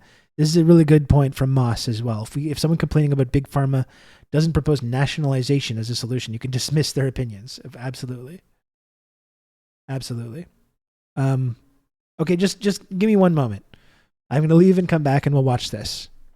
I'm going to grab an ice cold Diet Coke. That's right, Jay. I am going to do that. I'm going to do exactly that.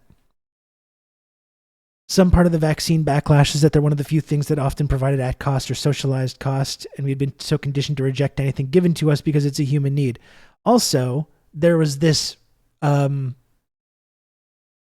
on the part of the state, both in the United States and Canada, to present the COVID vaccine as being the end of the pandemic and suggesting to people that, like, once you get the vaccine, then you don't really need to worry about wearing a mask, social distancing, any of that stuff. It's going to be fine. You get the vaccine and we can just go back to business as usual. And people rightly pointed out that, like, which is very true. And I don't think I think this was clear from moment one from the actual people that know about vaccines, but wasn't very clear from like the people in the government that were promoting them, that it doesn't prevent you from getting COVID. It can have an impact in terms of lessening the impact of it, lessening the effects that it has on you. The length of time that you're contagious, it's not that it doesn't do anything, but people were sold this idea that it was the end of the pandemic, and people that went out and got vaccinated and then got COVID later, as many of us may have. I did as well. And so I got COVID after I was vaccinated, and it was fucking miserable despite being vaccinated. And then that's given credence to this idea that the whole vaccine was just a scam and fake and completely non-useful in the first place. And people have just run with that idea. But like Carrier Wave saying, that's the conspiracy. The fact that like we were promised certain things about the vaccine that were never really a possibility, and was all an effort to just kind of like put the whole pandemic behind us, despite the fact that when people knowingly omitted information about that.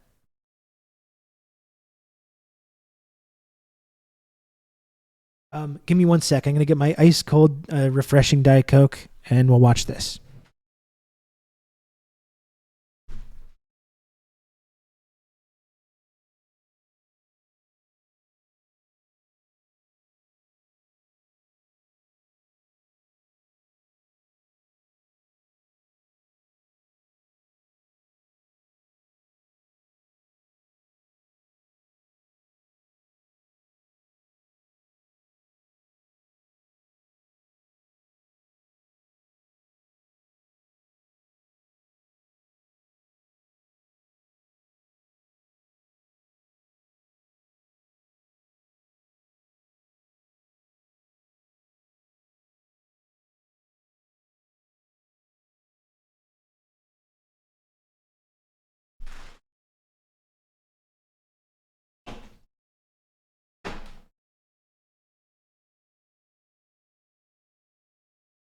Okay, let's hear from RFK here. No, I know I didn't press play. I wanted to see it so I don't miss out on it.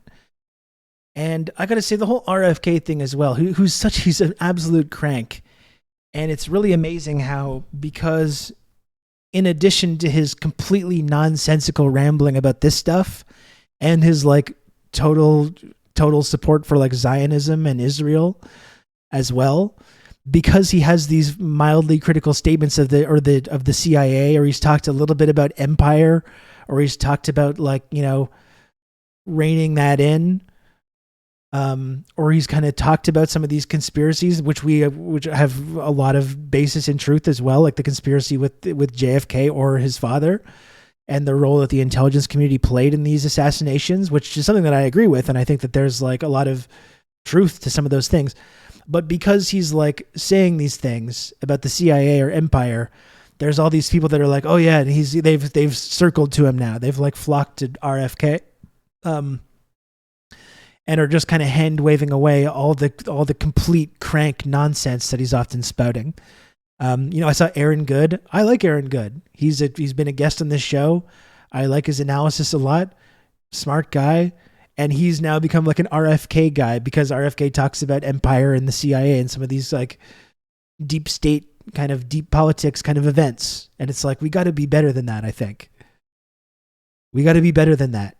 Just because they might say like there's a lot of fucking right wingers that say a lot of things that I agree with as well about Russia and Ukraine or about empire or about foreign policy. That doesn't mean we need to like circle around these people and support and promote them, you know? In fact, we should try to avoid doing that as much as possible.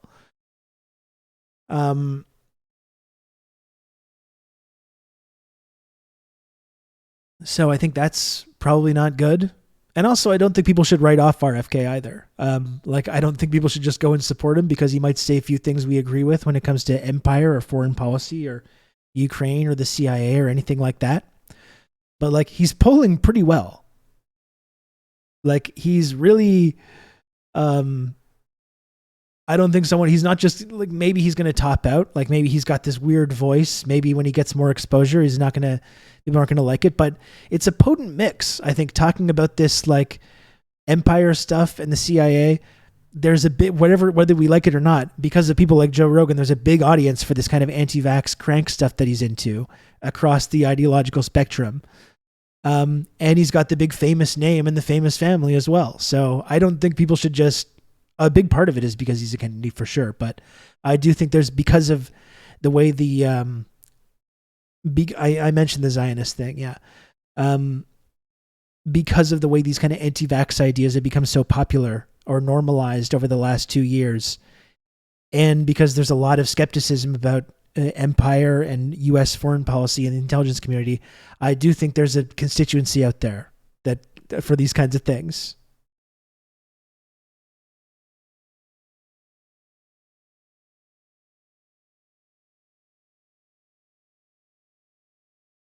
I think it's fun to be a JFK conspiracy guy, but for something wacky like the Knights Templar killed him. I mean, I am a JFK conspiracy guy. I've talked about it plenty. I mean, there's there's tiny images of JFK in the emotes for this show if people want to subscribe, you know?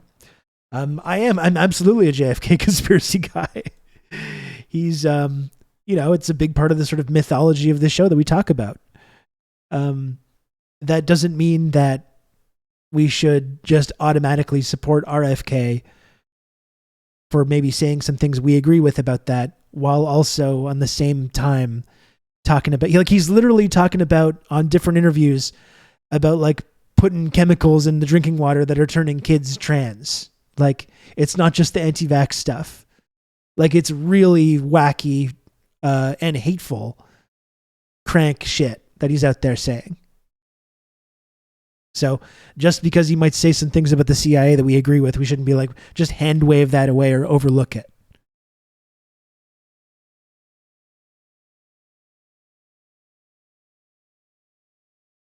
I don't want to relitigate the whole we can do I talk about the JFK assassination enough on the show. I don't want to relitigate all that right now, all those arguments, because I want to try and stick it to this specific discussion about RFK and anti-vax stuff and this idea that we need to debate each other about this. So let's watch these RFK clips. Should stream the JFK simulator game. Yeah, we probably should do that at some point. Here we go. The guy couldn't do the shooting. No one could.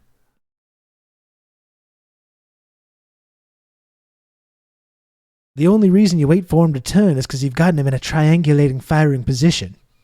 Okay. It's a turkey shoot. I can definitely just see some angry guy doing it. Well, that's the whole point, though, is that maybe you could see that, but like it's physically not possible to do. Look, let's not go down this road. Okay, we'll do it. I've done it enough times, and I'm sure we're going to do it again eventually. We can push RFK Jr. back and to the left. That's right. When I had heard of you in the past, before I had read your book and before I'd met you, I had no information on you. But there was this narrative, and this narrative was you were anti-vax, and you believed in pseudoscience, and you were kind of loony. I didn't look into it at all. I just took it at face value because that's what everybody had said. And in my mind, vaccines have been one of the most important medical advancements in human history. Not just history. in your mind, Joe. Saved countless lives, protected children, and I thought very strongly that they were important. You thought previously. I didn't have any information on that either.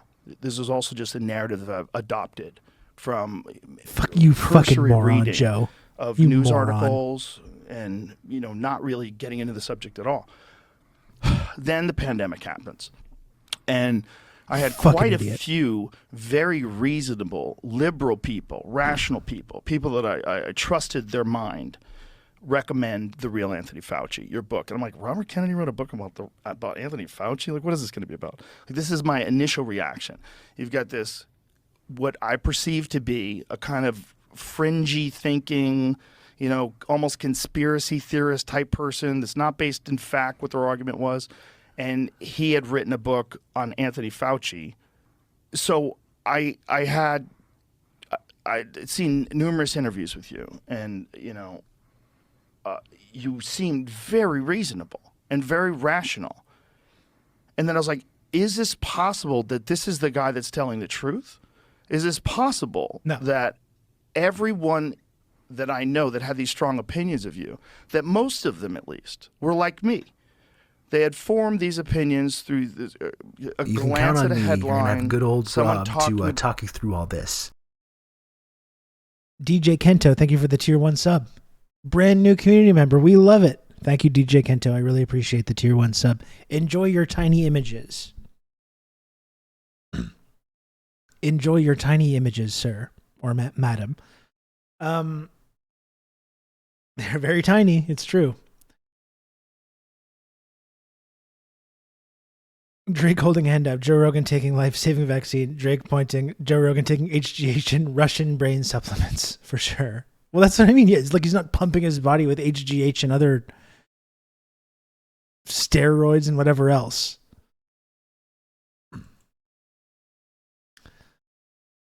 Thank you again, DJ Kento.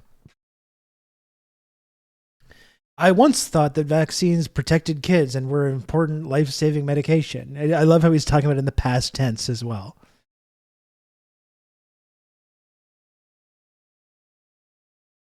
Well, there's the whole thing about Fauci as well, where it's become conflated in this part of this culture war thing. Right? Fauci oversaw the AIDS epidemic as well and fucked that up as well. And fucked up the COVID pandemic also. And the idea that, like, if you support the idea of getting a vaccine for COVID, or really any vaccine at this point, you support this specific person individually. You know?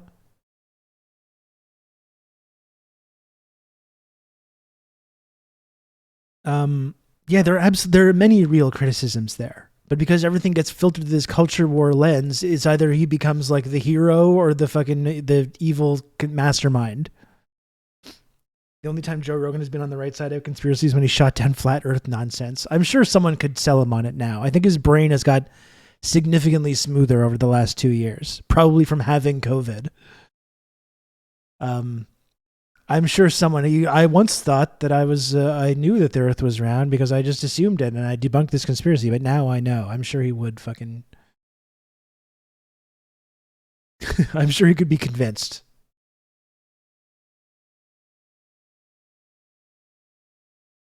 Is Joe still the moon landing was fake guy, or did Neil deGrasse Tyson finally convince? So that's a controversial subject on this channel. We got a wide range of opinions on that.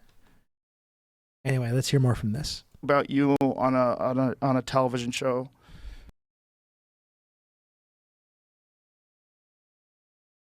Before getting into vaccine stuff, did you know RFK also believes that cell phones and Wi-Fi give you cancer, damage your mitochondria, and give you leaky brain? Rob to talk you through all this.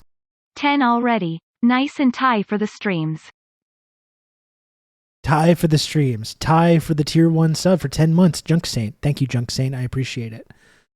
Yeah, that's this is a funny aspect as well, is that JFK is like a Wi-Fi, he's like a no Wi-Fi guy. Which again, at one point was like a wacky, wild conspiracy, but now that's getting normalized too. All this shit. This is all just dying empire, dying civilization thing. As we revert into this kind of like completely wacky conspiracy pseudoscience, you know? So yeah, he's also like a cell phones and Wi-Fi give you brain cancer type. Wi-Fi radiation does all kinds of bad things, including causing cancer. Wi-Fi radiation causes cancer? Yeah, from your cell phone. I mean, there's cell phone tumors. You know, I'm representing hundreds of people who have cell phone tumors behind the ear. No, we should rally around this guy, definitely. Because he said like a few things about the CIA, or he talked about like Russia and Ukraine a little bit. and he's not towing the line on fucking Empire. Let's definitely circle around this guy. Maybe it was the Wi-Fi radiation that messed up his voice. That's the thing. Yeah, that's possible. Like, I remember when Elizabeth May in Canada, the leader of the Green Party in Canada, talked about this and was rightfully criticized from all angles as being a fucking wacky person for believing this kind of thing. And now this is getting normalized as well. Wasn't he gargling Israel's balls just 2 days ago? Well, that's the whole thing. As much as he criticizes Empire, he's like a fucking Zionist as well. And there's still people that are like, because he talks a little bit about the CIA, they think that he's the guy that to rally around.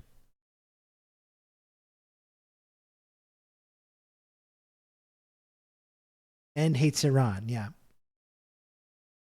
Yeah, but he's a Wi-Fi signals give you brain tumors guy though. Hello, Grom, what's up?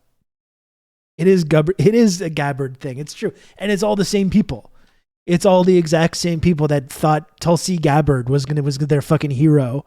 It's all the Max Blumenthals, all the Gabbard crew are all now transitioning to RFK, being RFK guys.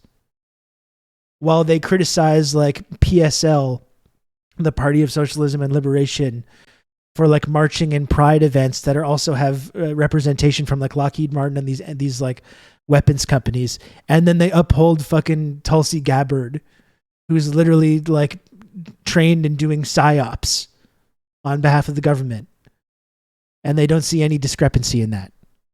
Fucking dummies.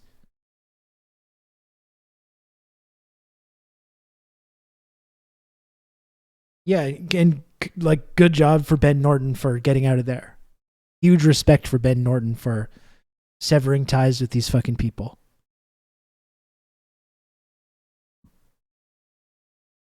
They act like Lockheed Martin was in charge of organizing Pride Parade. No, for sure. It's like if you now, because Pride Parades have been co-opted by big corporations, or you have like Israel or the US pink washing their imperialist violence, now you can't support Pride anymore because that means you agree with that. That's the logic that they're now using. Makes a ton of sense at a time when when LGBTQIA plus people are being under this fucking assault and are being increasingly marginalized. Trans kids being taken away from their parents. No, don't march in pride parades because that means you support Lockheed Martin. Like fucking just dummies. And Gabbard is in an insane cult with ties to Hindu to nationalism. Yeah, absolutely. Almost like Maximum Blumenthal already doesn't support Pride and saw an opportunity, or his wife at their anti-war rally, as we covered on this show, were like making anti-trans statement. Like, what are you talking about anti-trans? Like, we'll sort out whether there's 25 genders later after we stop the wars. Like, why are you making comments like that? Unless it's to reach out to these like right-wing, bigot, anti-queer and anti-trans communities. Like, what possible reason do you have to make those statements? No, this U.S. election cycle is going to be off the rails. Absolutely. The last one was horrible, and this one I think is going to be much worse.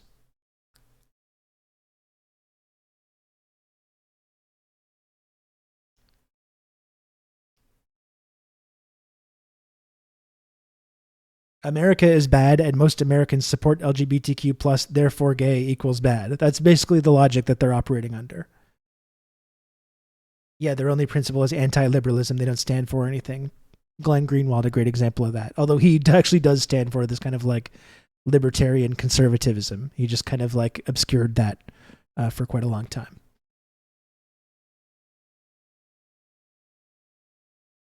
I hate how all these things are being co-opted by kooks, like the Assange shit did some important leaks. What's happening to him legally is fucked. He's been turned into an instant red flag for kookism. Yeah, that's true. You bet against Trump going to jail. I think it's still up for grabs. I didn't bet against it. I think my stance was that I'll believe it when it actually happens, and I'm going to be skeptical about it until that moment comes.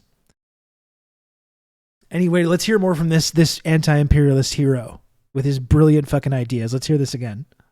Wi-Fi radiation does all kinds of bad things, including causing cancer. Wi-Fi radiation causes cancer? From your cell phone. I mean, there's cell phone tumors. You know, that, I mean, I'm representing hundreds of people who have cell phone tumors behind the ear. It's always on the ear that you favor with your cell phone. Oh, and, you know, we have the science. So if anybody lets us in front of a jury, it will be over. You know, So what is the number? Because a lot of people... You don't have there's the a lot of science, people sir. with it. They're glioblastomas. That's the kind of cancers that they get. But cancer's not the worst thing. They also, you know, it opens up... Wi-Fi radiation opens up your blood-brain barrier. Wi-Fi radiation... Your blood-brain barrier. Joe is initially skeptical, but does a rigorous fact-checking by having Jamie pull up a website by a crackpot org that he works with, Environmental Health Trust, which repeats the same claims. Let's see brilliant thinker Joe Rogan figure this shit out in real time. So what do you think Wi-Fi is doing to us, since it's everywhere and since everyone's experiencing, including you? What do you think it's doing to us? I think it degrades your mitochondria. I think. And it, you know, opens Cool. your blood-brain barrier. Do you see anything online of how it could open up your blood-brain barrier? I don't know about how, but that it does? I found an article. I was trying to find the validity of it, but it has a statement on here. Damage to the blood-brain barrier. Radio frequency radiation exposure has been shown to affect the permeability of the blood-brain barrier, as well as altering the expression of microRNA within the brain, which researchers state could lead to adverse effects such as neurodegenerative disease. Whoa. How come we don't know that? And there's a doctor that did a study and said that it's been expanded on researchers in China, and there's a published article here, but I was looking around at the page. And they call it leaky brain. The findings were... Sorry, what was that? But I was looking around at the page. And they call it leaky brain.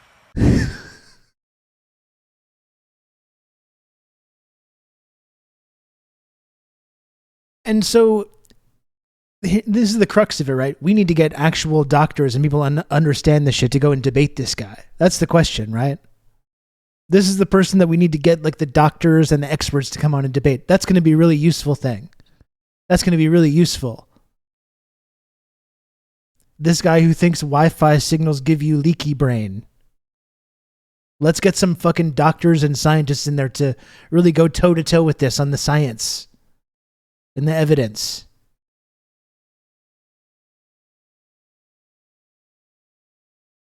I call it leaky brain. I'm getting leaky brain just watching this shit. The findings were followed by suppression, misinformation, and a shutdown of government-funded research in the United States. It's the same play. Oh, we got to get rid of Wi-Fi. That is all it takes to convince Joe Rogan. You use some loosely like official medical terminology and a single website. One website. If you use like 2 or 3 like sort of official sounding medical terms and you have one website that Joe Rogan looks up, he's convinced. He's totally sold. Got to get rid of Wi-Fi. One website. Joe Rogan's gone his whole life not believing in the idea that Wi-Fi gives you leaky brain. And now he's just totally sold. He had one conversation and looked at one sentence from one website. I don't want my brain to get leaky. Get rid of the Wi-Fi. You should wear why don't you wear a tinfoil hat? That blocks the signal. That blocks the signal. Just wear the tinfoil and then it blocks the waves.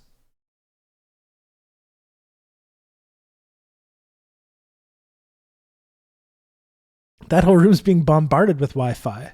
You should turn into fucking Chuck McGill and start wearing one of those electrical blankets. Like that's what we're all going to turn into. We're all going to be Chuck McGill. All the Rogan acolytes. We'll just cover the whole place in tinfoil. You wear your little electric blanket. We're all just turning into that now.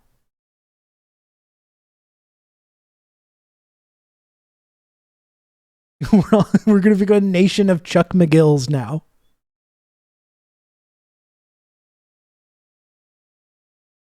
But guys, there's a paper on Science Direct published by a single author who doesn't have any relevant qualifications. It is. It's exactly tinfoil hat shit. McGill. We're witnessing in real time Joe Rogan getting McGill pilled. Imagine pulling the cell phone in the pocket trick on Rogan. That would be great, actually. That would be great. Joe Rogan is a public health hazard. I unironically think he should be censored. I mean, Spotify is paying this man $200 million.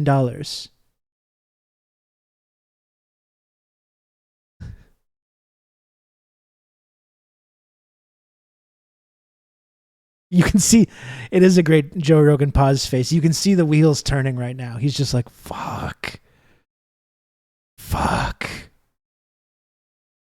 Look at the grim face as he realizes his brain's been getting bombarded with brain leaking Wi-Fi signals for years now, decades.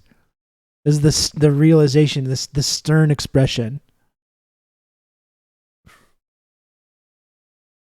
Like when an ape realizes how he can use a stick, for sure.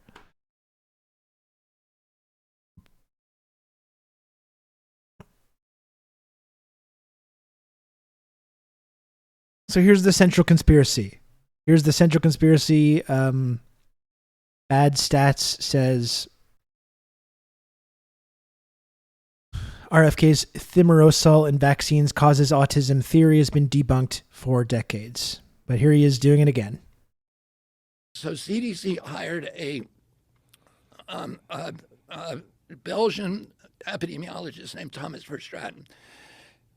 And they opened up the Vaccine Safety Data Link, which is the biggest database for vaccines, for HMOs. All the top 10 HMOs have all their records in there. So they have all your vaccination records and all your health claims. So you can do these kind of cluster analyses.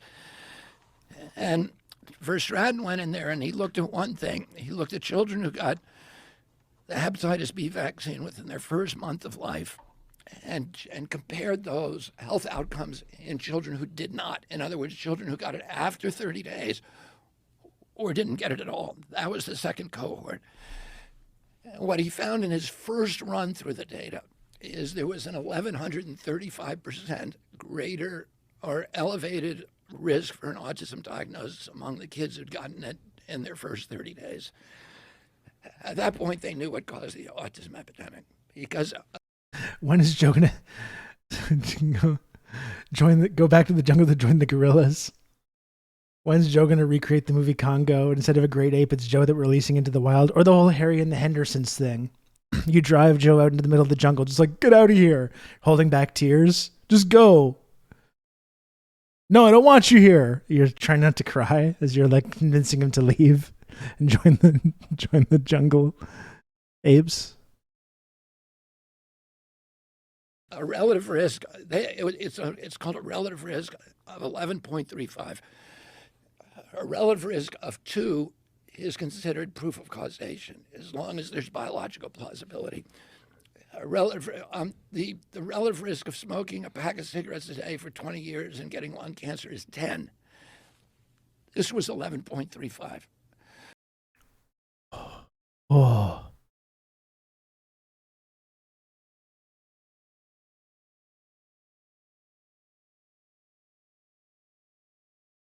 11.35.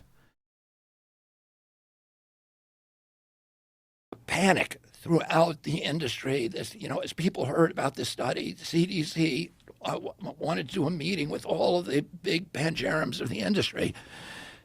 They didn't want to do it on CDC campus because then they thought it would be subject to a Freedom of Information Law request. They wanted to do it, just keep it secret.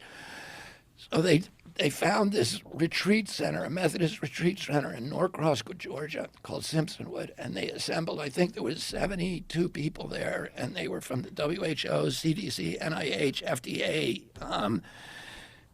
and all the vaccine companies, and all the big academics, the people who basically develop vaccines in the academic institutions, and they were all there. And they spend the first day, they give them all a copy of the Verstraeten study, but they have to give it all back because they don't want it out there. And then they spend the second day talking about how to hide it. And how do you know this? because somebody made a recording of it. And I got a hold of the transcripts. And I published excerpts from those transcripts. Got the in Rolling documents. Stone, and anybody can go.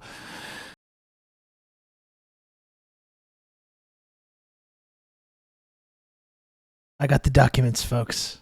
I got the recordings. Here's an article from a decade ago going over these claims in detail. Post that in the chat.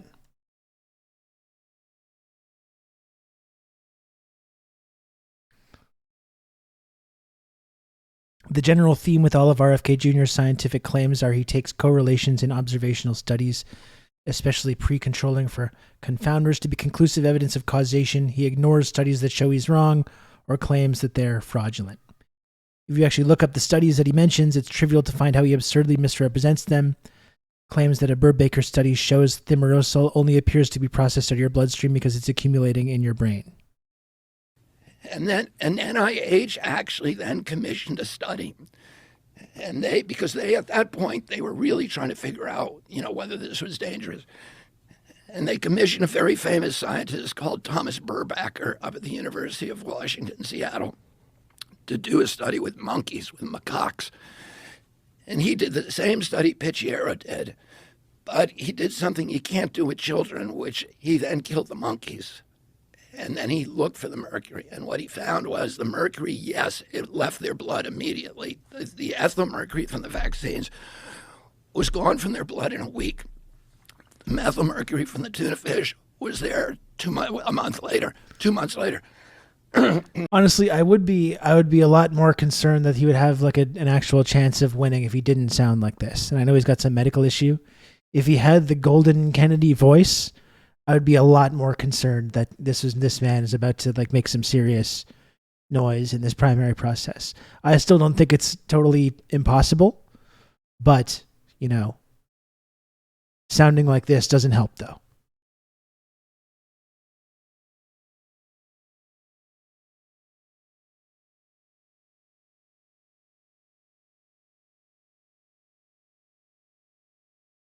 Yeah, if he was slick like Newsom, for sure. Yeah.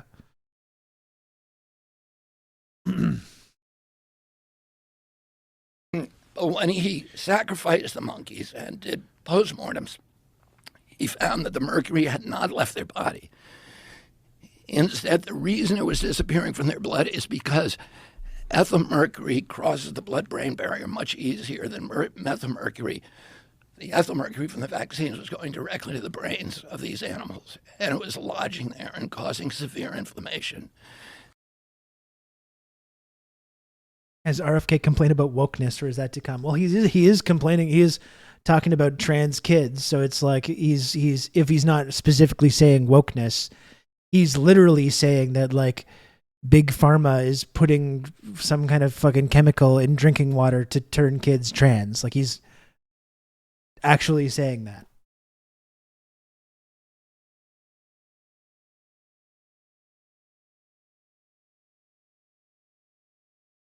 The actual study compares thimerosal to organic mercury and finds a much lower brain concentration of total was observed in the thimerosal monkeys compared with the MEHG monkey.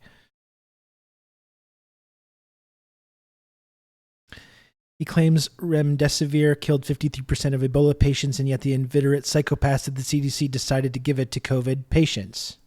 Okay. And like there's like we can discuss like why rates of autism seem to be climbing, and part of that is just that things are being diagnosed now that they weren't being diagnosed before. I think possibly our technology and screens might have something to do with it. I'm not a fucking scientist. I don't know. I'm neurodivergent myself. I know a lot of people that are. Perhaps there's things in our society that are contributing to that. We can talk about that. But there's zero conclusive evidence that there's this link between vaccines and these increasing autism rates.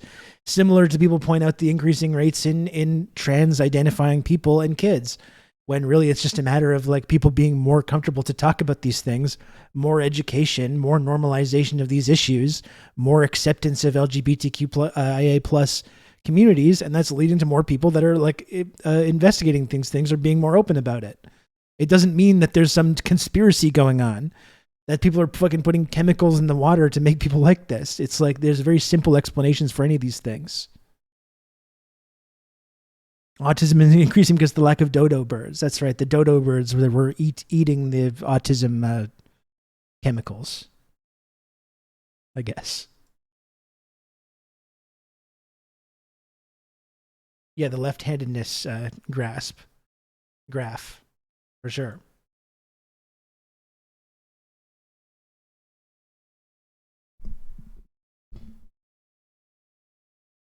Yeah, I think neurodivergence is just more common than we thought. I think that's part of it. I think there's possibilities that like there's things about our society that are maybe having an impact on this. But the idea that there's some remotely plausible connection between vaccines and this, I think is completely false and has been like disproven for a long time now, which is the amazing thing, which is why this is becoming so much more normalized and popular again.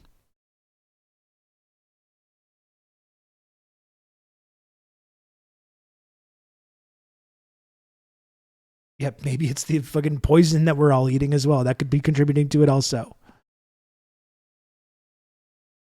Dodos went extinct because they were early adopters of Wi-Fi. Okay, there we go. Now we're talking. Now we're talking.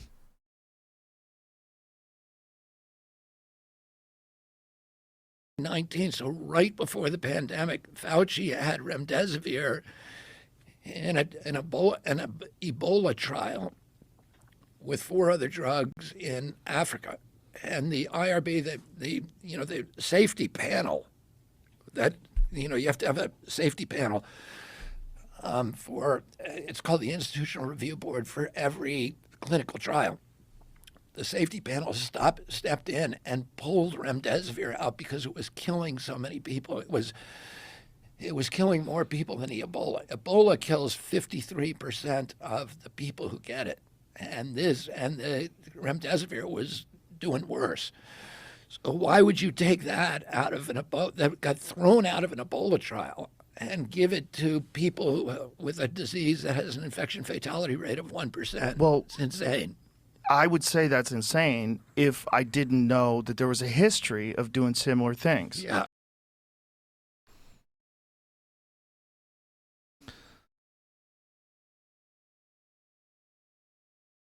They brought on a vaccine called the diphtheria, tetanus, and pertussis vaccine.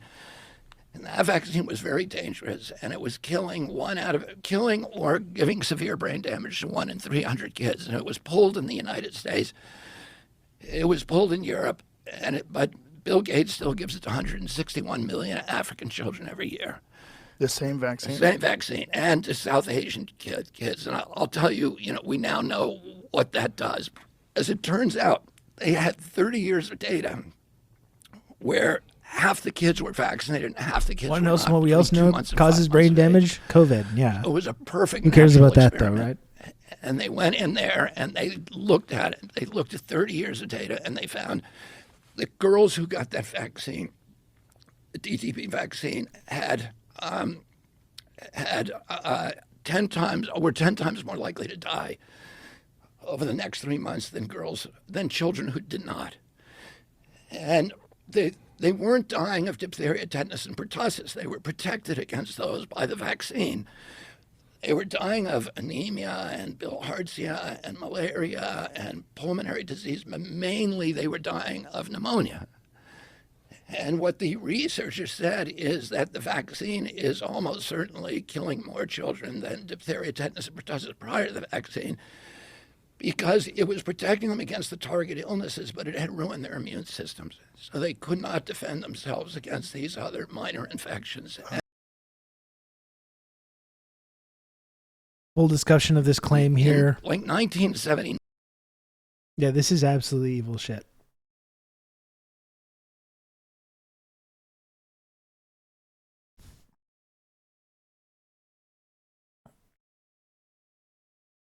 Eventually we get into COVID and COVID vaccine conspiracies.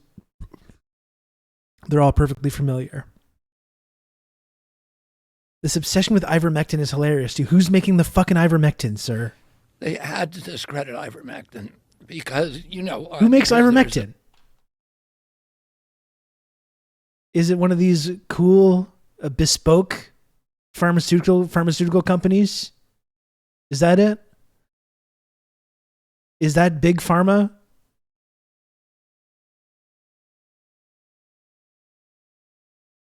It's the cognitive dissonance is amazing to me when they talked about this ivermectin had to be suppressed thing. The makers of ivermectin literally said to not take it.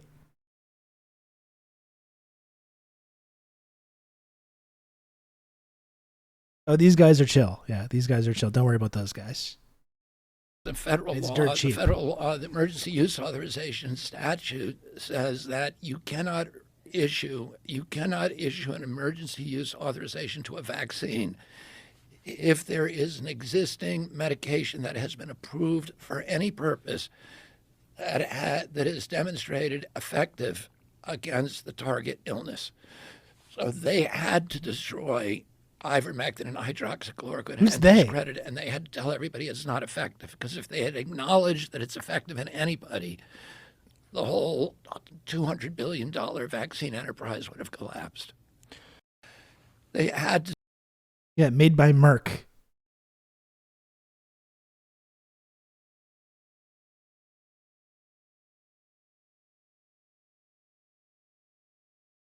He enjoys playing bizarre word games like insisting vaccines are the only drug that don't have to be safety tested before approval. It's trivially false, and everyone knows it. Vaccines are extensively tested for safety in clinical trials. And then the other thing is they are exempt from pre-licensing safety testing. They don't have to be tested, and they're not. And One, you're pointing to something that I think is an important point, Lodane. The idea that people just don't trust the medical community, and they don't trust the government, and they don't trust the media. And they're very correct to not trust these things, because this is the result of people just being inundated with lies and misinformation constantly. So then when you have these big institutions like the media or the government trying to engage in like a public health policy, there's people that are just like not willing to believe it. And you can understand why they have these viewpoints, which is exactly why we need to not have a media institution that's constantly lying and misleading people, so they can have some kind of credibility, right? Like that's it. I completely understand why people don't trust these things, but this mistrust is being wielded and weaponized by people like RFK and Joe Rogan.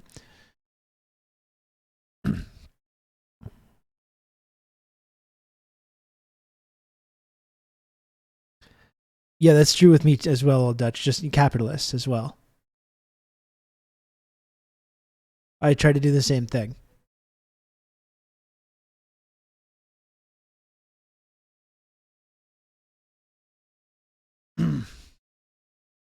Preventing the use of ivermectin is oppression of white folk culture. That's right.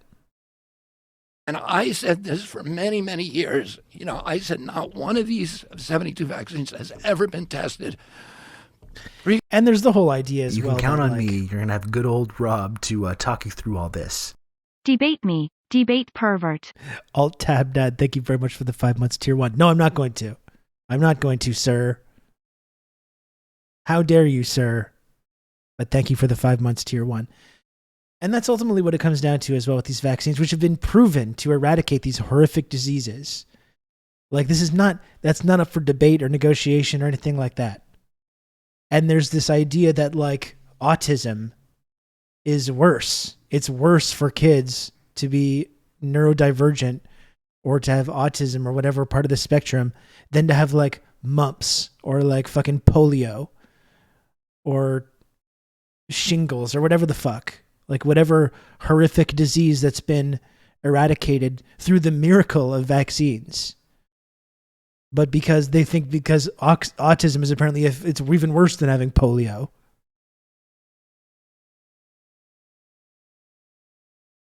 Like there's ultimately a very ableist and kind of fascist element to that.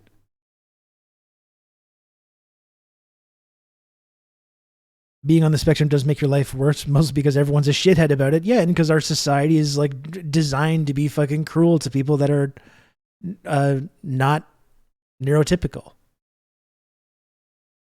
Did I say that right? You know what I mean.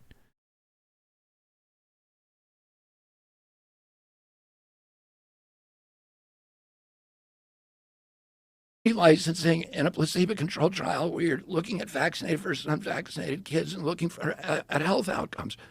I don't know how long was this fucking interview? It was like 3 hours. I don't know how anyone could sit here and listen to this. It's really painful for me to even listen to this guy talking for like little 90-second clips. Been done. And then the other thing is they are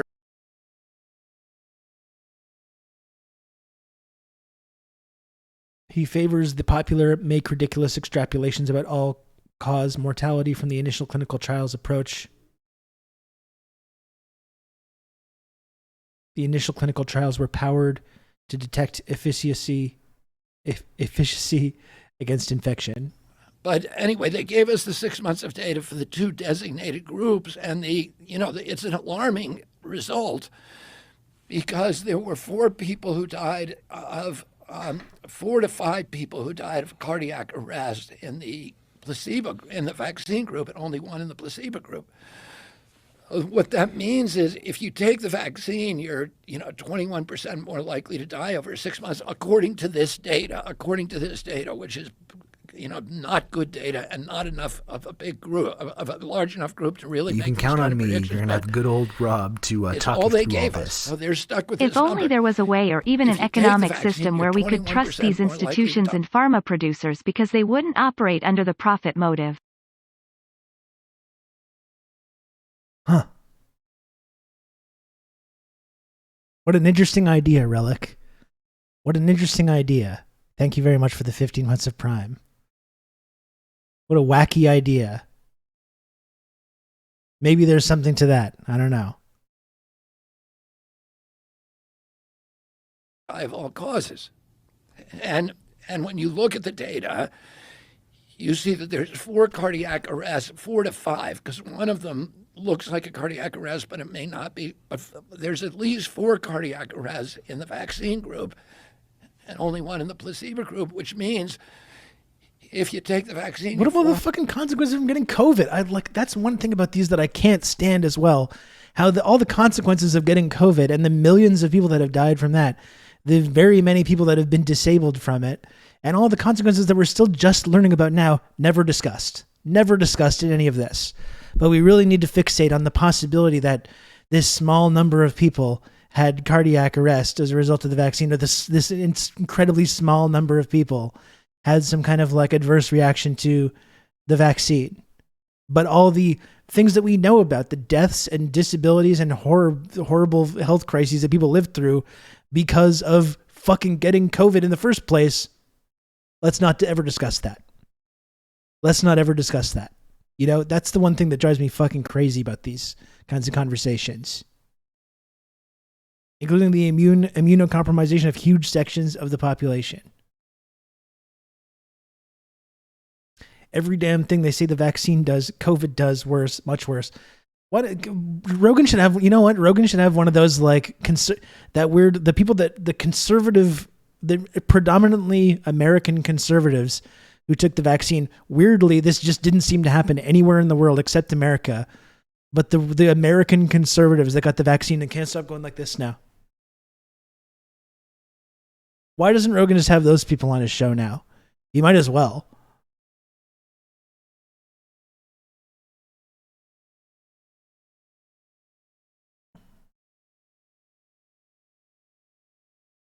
COVID is fine because it's natural, unless it's fake or a bioweapon. That's right.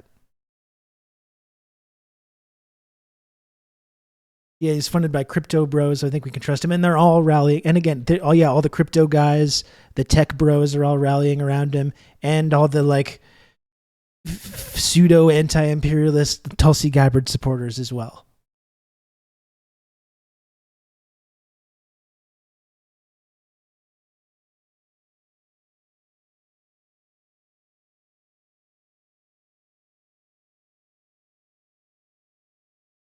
More 400% more likely to die of a cardiac arrest over the next 6 months. What about the people that died from COVID? That's not a good, a product. What about the people that died from COVID? It's literally never mentioned. The idea that COVID itself is dangerous or disabling is literally never mentioned. They just don't talk about it. Apparently this vaccine was just going to for something that just like exclusively has negative health benefits, and the idea that COVID itself is causing all these health problems or deaths is just completely fucking forgotten.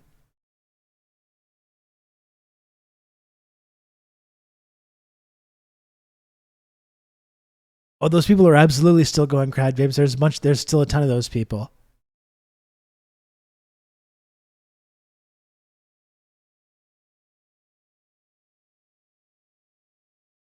I saw RFK in the thumbnail. The Wi-Fi is making my head leak. That must be what's going on. Yeah. So what they did is they had 22,000 people got the vaccine, 22,000 didn't, and they have 6 months of data. Some of that is unblinded, but it's 6 months. And during that 6-month period, in the vaccine group, one person died of COVID. Every person I've spoken to who's claimed vaccines are more dangerous doesn't know a single person personally who had adverse effects from the vaccine, but knows a ton of people who died from COVID.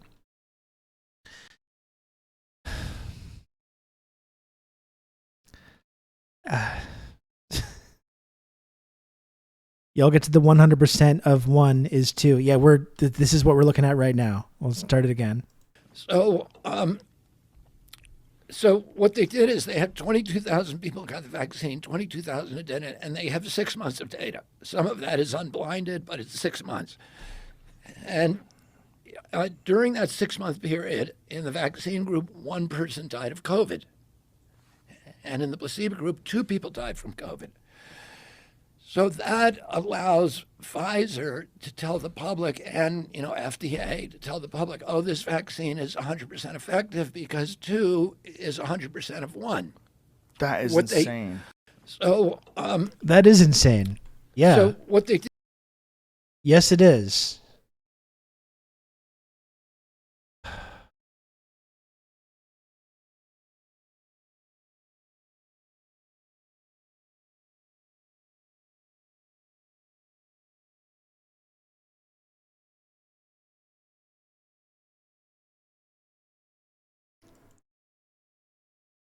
I just checked 720K new heart attacks in 2019, 695K first timers in 21. It's almost like the line went down. Yeah, it kind of seems like that.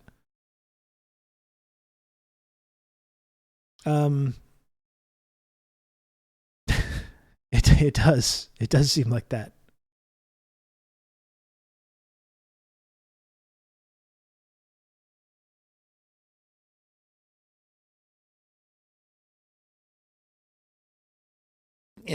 There's over. It takes so little to impress Rogan and to any of these blue check fucking dummies, doesn't it? It's like you just have to learn these, like, you have to be confident in knowing what, in pretend, like projecting that you know what you're talking about.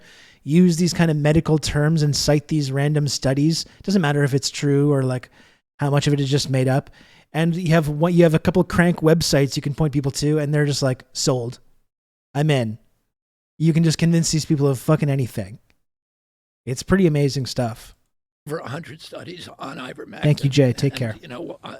I think they're on our website, on CHC's website. And then there were a series series of studies. If you're confirming something that they already believe, of course you can convince them that they're wrong about something using websites or this kind of language. Which is exactly why the stuff about debating, oh, you get this doctor to come on and debate RFK. And you've got Elon Musk and Joe Rogan like going after this fucking pediatrician vaccine expert, and Joe Rogan fans showing up outside the guy's fucking house. And look at the blue check replies to all this guy, you liar and monster and child murderer and stuff.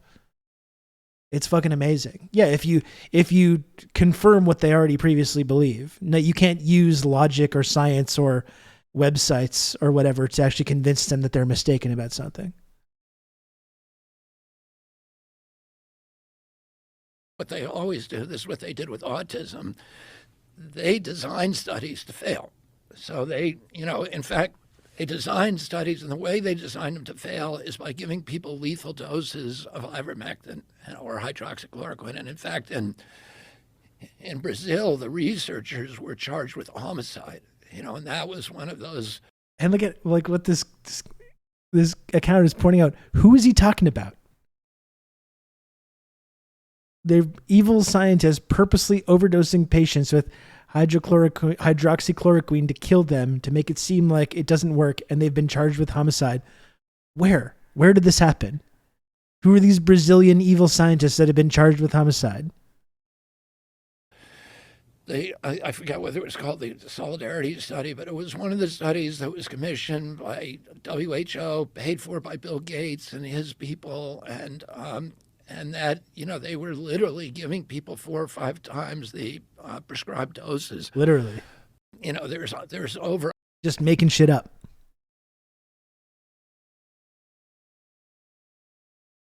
And then you have all the blue checks being like, yes, I agree. That's the end of that.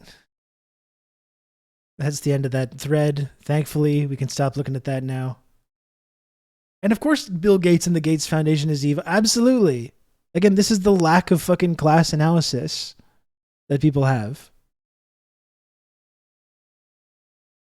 And you have to suggest that, like, oh, you think you like vaccines? Well, you must agree with Big Pharma. You must agree with Anthony Fauci. You must love Bill Gates and the Gates Foundation. You know, this completely like leap of logic to talk about these like horrible institutions.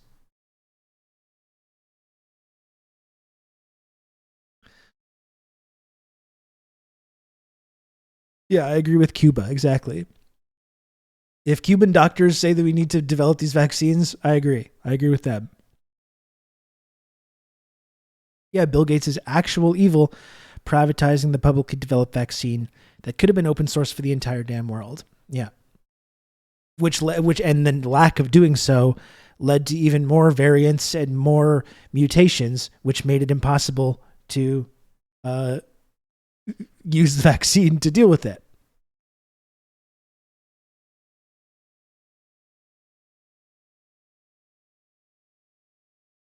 Fuck. And this is the guy that these like Tulsi Gabbard fans have been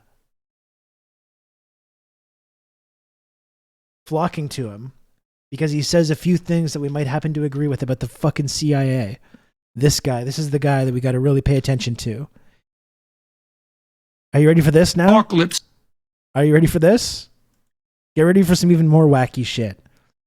This is definitely someone we should rally around. Absolutely. I've seen the climate apocalypse use fear to induce something approximating the same kind of level of tyranny, as far as I'm concerned, that characterized the vaccine lockdown. Help me sort that out and understand where you stand. I see these huge levels of depression and despair, loneliness in kids. Yeah, maybe the depression and despair and loneliness is coming from our fucking alienating, horrid society that we've created, and our collapsing empire and our collapsing economic system.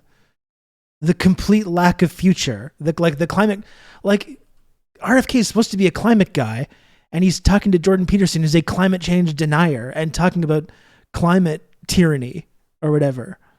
And RFK is supposed to be a fucking climate guy, a climate change like proponent,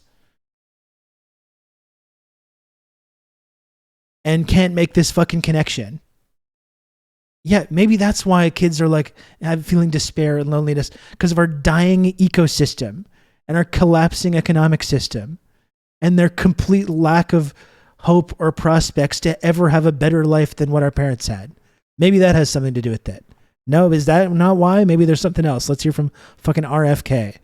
And I don't think that there's a single cause to it. And I think blaming it on, depression about climate is probably oversimplistic. And in fact, I think a lot of the problems we see in kids, and particularly boys, it's probably underappreciated that how much of that is coming from chemical exposures, including a lot of the sexual dysphoria that we're seeing. They're swimming through a soup of toxic chemicals today, and many of those are endocrine disruptors. There's atrazine throughout our water supply. Atrazine, by the way, if you in a lab put atrazine in a tank full of frogs, it will chemically castrate and forcibly feminize every frog in there, and 10% of the frogs, the male frogs, will turn into fully viable females able to produce viable eggs. If it's doing that to frogs, it could. There's a lot of other evidence that it's doing it to human beings as well. Great stuff. Great stuff. No, definitely. Definitely. This guy said the CIA was bad, so let's all fucking circle around this guy. This is the guy. This is the guy. And again, I don't want to call out Aaron Good. I guess I am kind of a little bit. I like Aaron. Aaron was on the show. I appreciate him. He's become like an RFK guy because he talks about the CIA and he talks about Empire a little bit. And it's like, is the bar that fucking low? Is the bar that fucking low that we have to endorse this fucking asshole? Now, there's chemicals in the water that are turning the kids trans. Really? This is the guy? It is Tulsi Gabbard all over again. And again, like I was saying, it's all the same people. Literally the same people.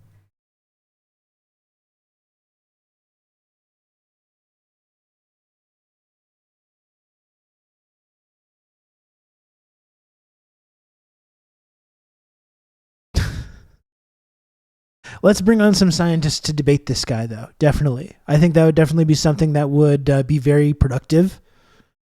All the people that support this and believe all this bullshit would change their minds, obviously, if a doctor or a vaccine expert could come on and systematically debunk all these wild claims. Of course, all the RFK fans and the Rogan guys and the blue checks would be like, oh, okay, I guess I was wrong about this. Maybe I was misled about any of this stuff. No, not one person will do that. Not one person. Not one. Literally not one. Not one person will say, I think I was misled about this. I think I was mistaken. I think I was mistaken about some of these things.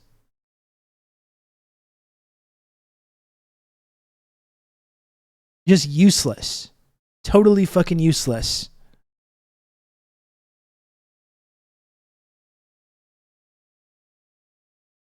And before he endorses Biden anyways. This is why re-education camps are needed. I mean, absolutely. Absolutely.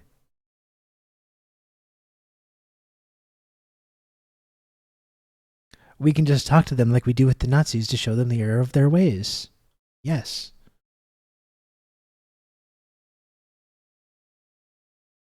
I'm trying to find, like, is it? Let me see if I can just find the fucking doctor that now it's being harassed. Is it Alex Rosen? Is that it?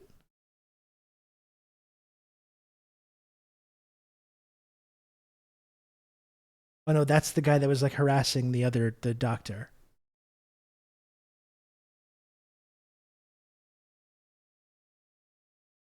It's Professor Peter Hotez.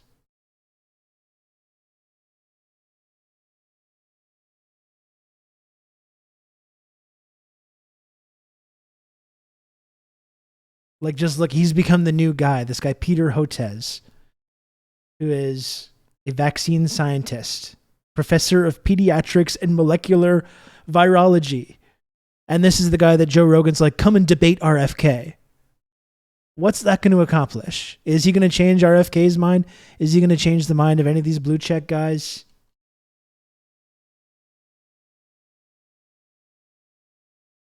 Now you've got Rogan people showing up at this guy's fucking house.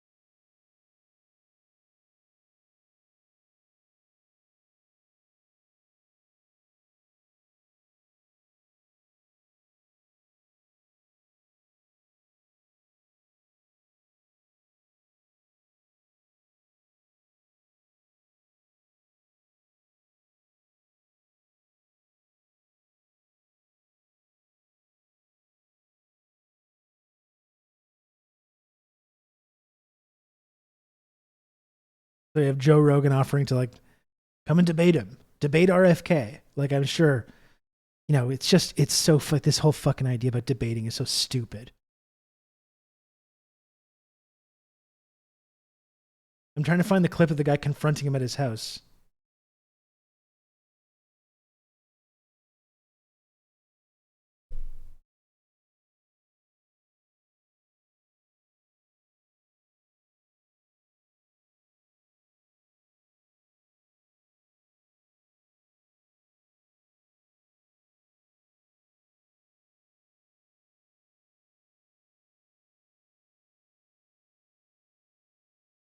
Let me see if I can just find it here.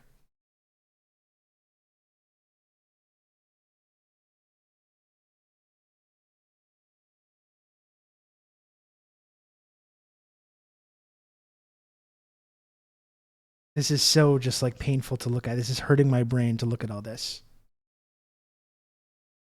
It's really hurting my brain to look at all this. How are you? Hey. So, okay. Oh, are you Peter Hotez? I am. Hi. Nice to meet you. How are you? Hey. So why are you not like going to debate RFK on Joe Rogan's podcast? Oh, come on. That's harassing. I'm just curious. What? You can count on me. You're gonna have good old Rob to talk you through all this. Ice Tray, thanks for the gifted sub. Very much appreciated. Thank you. Just curious. I haven't said anything one way or the other. I mean, are you planning on doing it? He just invited me, so we'll see. And I think you should, though. Well, we'll give it some Okay. thought. I'm sure this and what do you have motherfucker's to say going to be people who convinced. think they were vaccine injured? Anything for them? I don't come to my house. I mean, do you have anything to say to people that think? And look at, he's trying to keep up a good attitude. This is like a heavily armed country, though. This is like he could be literally. This guy could have a gun or whatever. He could have 20 guns on his person at any given time. Do you have anything to say to people? Yeah. I mean, do you think vaccine injuries are real, Peter? Peter, it's just a question. Settle the science now. On a safari to go vaccinate more kids? He's allowed to go vaccinate more kids. Like they're just now, the idea of giving kids vaccines is like, just like it's abuse now to these people. The very idea that a doctor would vaccinate a child, it's like a part of some evil plot now to these folks.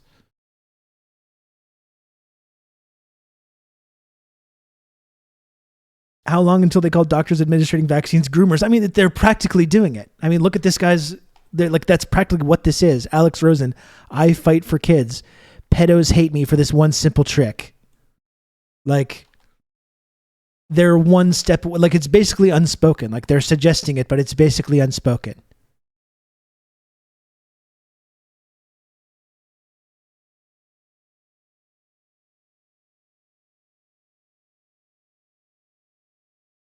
Vaccinating kids is now grooming, yeah. And like you see like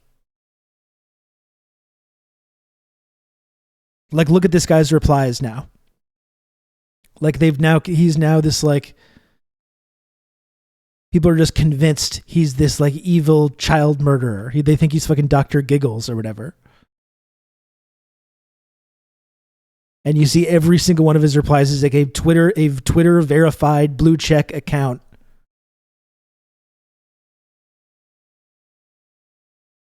I do not trust those who make the vaccines or the apparatus behind it all to push it on us through fear.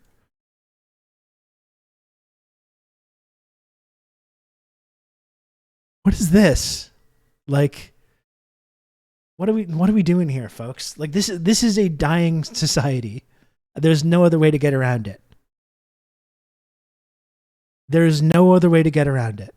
This is a dying society. This is a society that's swirling the fucking toilet.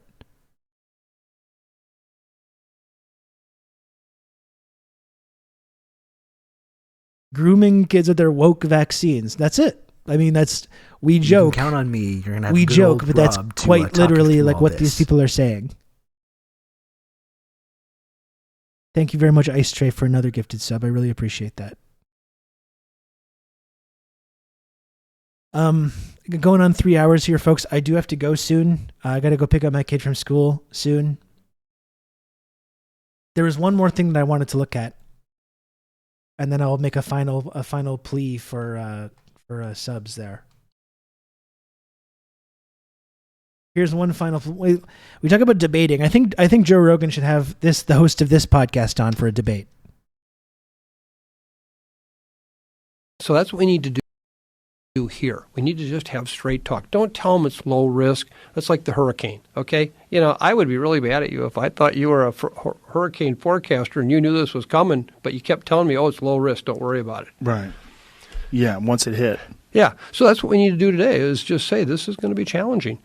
And we're going to get through it, though. We are going to get through it. I hope this wakes people up to the value of vaccines too. There's so many wackos out there that think that vaccines are, a scam, or they're dangerous, or there's so many people out there that won't vaccinate their children. I know, and that's one of your best shows you ever did was Peter Hotez. Yes, he's a I dear love friend of that mine. guy. I do too. He's a dear friend of mine, as you.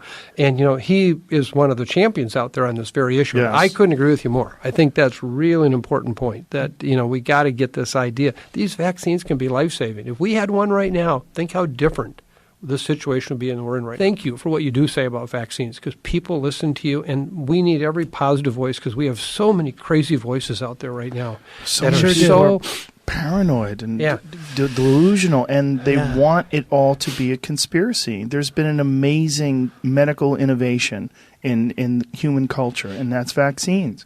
It's amazing what it's done. And have there been adverse effects on people? Of course, everything that people do. There's some people that are going to react in a bad way. It doesn't mean it's not a positive thing.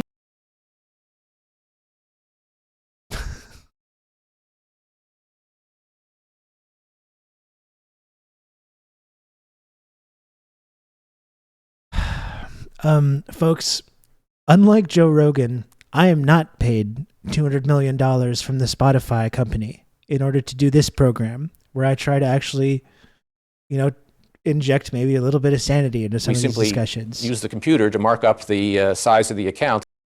Thank you, Vlad, for the 300 friend coin.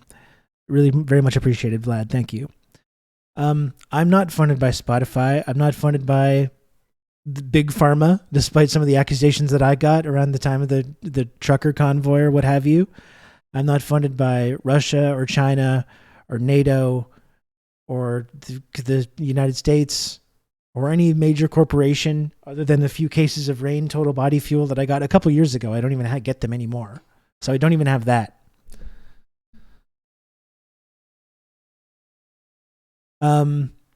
This show is entirely dependent on and is completely funded by the listeners and viewers of this stream. Yeah, but trying to hit me up if you're interested. Absolutely. I would not say no. I would not say no, but the offer hasn't come through yet. That's the only way that I'm able to continue doing this program, though, is through people in the community, the extremely generous people in this community, subscribing, gifting subs, and supporting the show that way. So if you can, folks, I would very, very much appreciate, if at all possible, that people subscribe to TRRS for $5 per month, or you can gift subscriptions We or simply FriendCoin. use the computer to mark up the size of the account. Human Person on Earth, thank you for the 200 FriendCoin. I appreciate that a lot. Thank you, Human Person. Every little bit helps, folks. I would like to think that throughout the last going on 3 years, you can count on me. You're gonna have good old Rob to talk you through all this. I'd like to think of, because this is going to now continually interrupt me. Going to keep interrupting me. You can count on me. You're gonna have good old Rob to talk you through all this. I would like to think that over the last 2 or 3 years, this show has provided a little island You can of... count on me. You're gonna have good old Rob to talk you through all this. A little island of sanity for people in this community as we've had these discussions. Count on me. You're gonna have good old Rob to talk you through all this. Whether it's about COVID, whether it's about foreign policy and news, and even some of this deep state conspiracy shit that these guys are into. There's a space for that as well. So I'm interrupting me. Anonymous Gifter, thank you very much for the 5 gifted subs. I really do appreciate the 5 gifted subs from our very generous and Christ-like Anonymous Gifter. Thank you for that.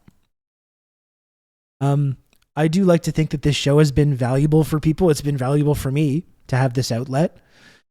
And I like to think that it's been valuable for others during a time when we are in this kind of like collapsing society, when we are just inundated with this fucking complete insane bullshit at all times to talk you through from all both this. the mainstream media and from people that are in this independent media world like Joe Rogan. You can count on me. You're gonna have good old Rob to talk you through all this. Thank you, DRP50, for the gifted sub as well, and thank you, Kijiji Genie, for the gifted sub. Very kind of both of you. Thank you. So if you have found this show valuable over the last couple of years that I've been doing it, if you can, please support TRRS with a subscription or a gift sub. I really appreciate it a lot. It allows me to continue doing this, to continue to... My total number of subscribers somehow has gone down today. So figure that out. I don't understand that at all. I don't understand what's going on with that. But again, folks, I really do appreciate everyone that's able to support the show. My main takeaway from years watching the show is that Canada sucks too. And that's been one of the main things that I've tried to get across to people that aren't really familiar with what's going on in Canada. You know, as much as people criticize me for being Canadian and talking about America or whatever, I've really made an effort to inform and educate people about Canada and use my platform that I have to talk about these issues. So I actually appreciate that some people have gotten that message out of this show. That's been one of the main objectives that I have, is to inform people about that and to you know, destroy this idea of Canada that people have in their minds about what Canada is all about, both here and in America and elsewhere. Canada, that's right.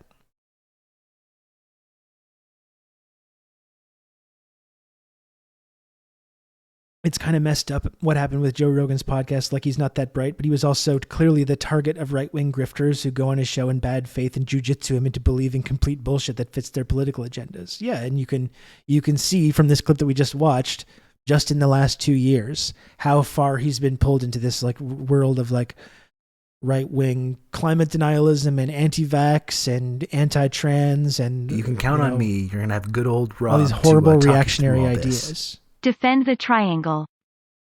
Thank you, Irate Lump. He is an idiot for believing them. Absolutely. I really appreciate that, Irate Lump. 30 months of tier 1. Thank you for that. Very kind of you. And you know, I think it's good when people that are more left-wing go on Rogan to talk to him. And I thought it was quite silly, actually, when he had Bernie Sanders on in 2020, and people got so mad about it. Like, all the Kamala heads and the Pete Buttigieg heads got all mad about it, despite the fact that both Kamala and Pete Buttigieg would have fucking murdered their own family members to get an invite onto Rogan. But of course, because Bernie went on, you know, because yeah, clearly there has been a concerted effort to game the system on the part of the right, and they've done so on Reddit.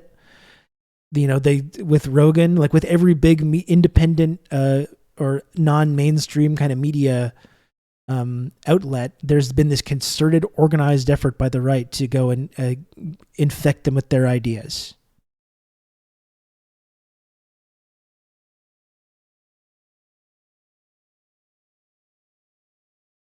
I'm curious if Avi Martin saw a noticeable bump in the metrics after being on Rogan. Yeah, I'd be interested to know. I mean, that's kind of part of the things that I value, though. It's like, you know, he gave Abby Martin more of a platform to talk about Israel and the horrible crimes that Israel commits regularly than she ever would have gotten on any mainstream media platform.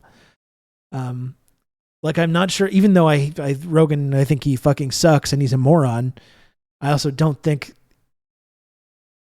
Rogan or anybody should just be like, okay, fine, just let the right wingers have him then. Just let all these right wing cranks and kooks have like the largest podcast with the most reach like in fucking America. You know? I don't know how much I don't think debating is good. I don't really think just like ceding this ground to the right is great either, though. I'm not sure what the answer is, but you know. Like I said, I think up front in the beginning of the show, we were talking about going on there and making him take DMT, and then when he's in this suggestible state, giving him the true red pill, which is accepting this immortal science of dialectical materialism. I think that would be the ideal. That would be the ideal solution. But he's so fucking rich now. I think it's pretty hard to convince him that he needs to be taxed more to even have a basic social safety net, let alone the idea that there needs to be like land reform or like massive wealth redistribution. Yeah, put in the Parenti yellow video once the DMT is max buzz, for sure, yeah. Give him one of those like Clockwork Orange eye-opening machines.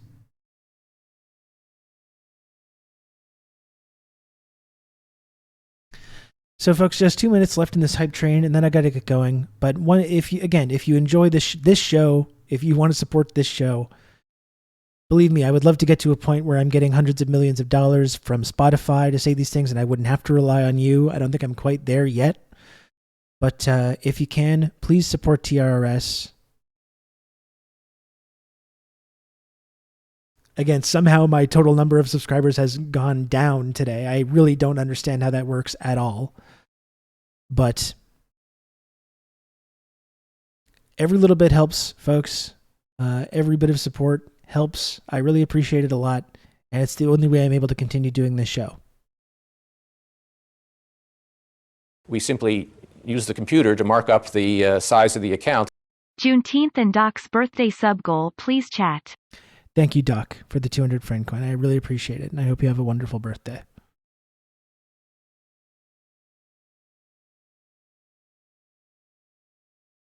Daddy Jeff is suppressing Rob's freeze peach. That's exactly right. That's exactly what is happening. It's very alarming. You know? It's not good. It's not good, folks.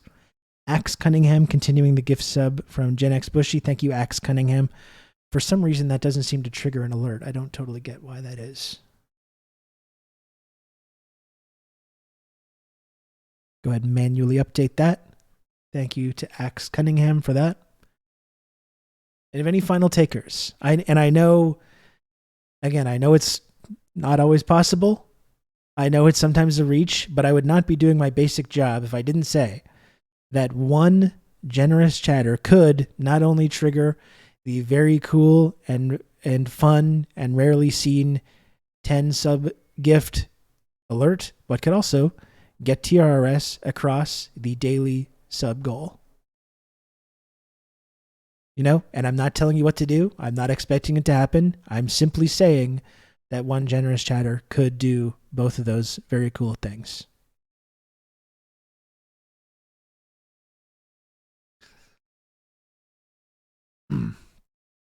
I really don't understand how. Well, okay, I guess I do, because I started the stream at a certain number of subscribers, and then I guess last month's expired while I was doing the show, so it went down. I don't know. I don't get it. I really hope that Twitch eventually lets me keep some more of these sub money, because that would be nice. Let me tell you, that'd be very nice if that day did come.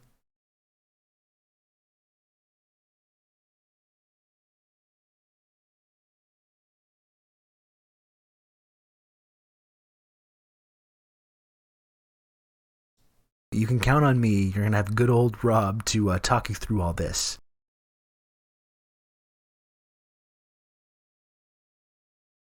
Human person, I really appreciate the gifted sub. Thank you for that. Very, very kind of you.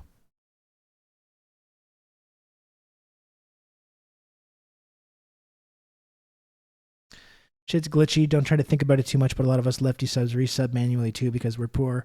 Absolutely, Ninja Can. And believe me, as much as I have to not crack the whip, because I try not to be a fucking asshole about it, but I have to try to make the number go up. But believe me, I do appreciate that not everyone can subscribe or support the show to the extent that, some other people do.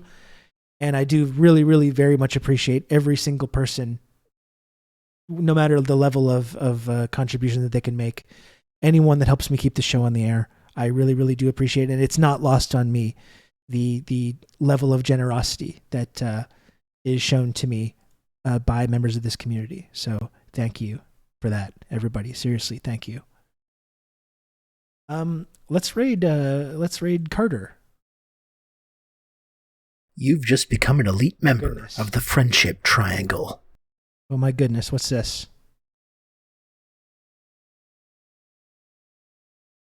What's this? Ice Tray, that's very, very kind of you. Thank you, Ice Tray, for the 5 gifted subs and all the support today. Very, very much appreciated. Thanks a lot. Very, very cool. We are very close now, folks, to the sub goal. It's really just 2 subs away from hitting the goal. That's like barely anything.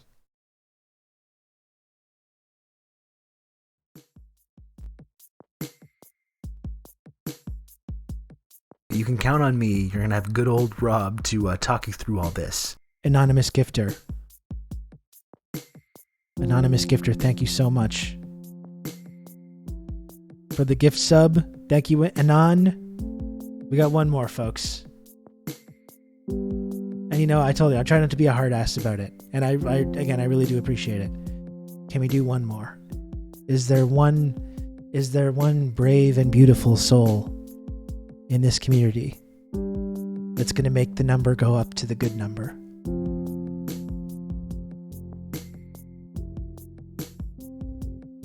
We can do this.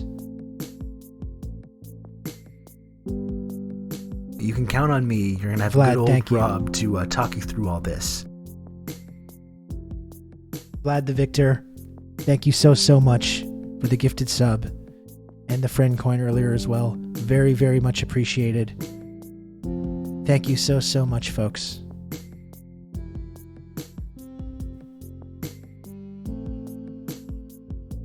I appreciate you. I really do. So I'll be back tomorrow, okay? I'll be back tomorrow. We'll hang out some more. Plenty, no shortage of stuff that we can talk about and get into. Thanks again, folks. Give my regards to Carter.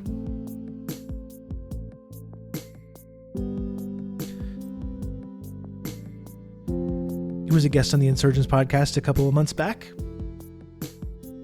And a cool guy. I did everything right and they indicted me. There's like a musicality to that. There's like a poetry to it. I did everything right and they indicted me. If I ever get indicted, I'm going to say the same thing.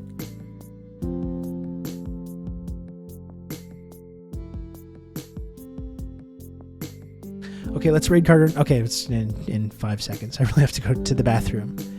Give my regards to Carter. I'll see everyone tomorrow. Peace.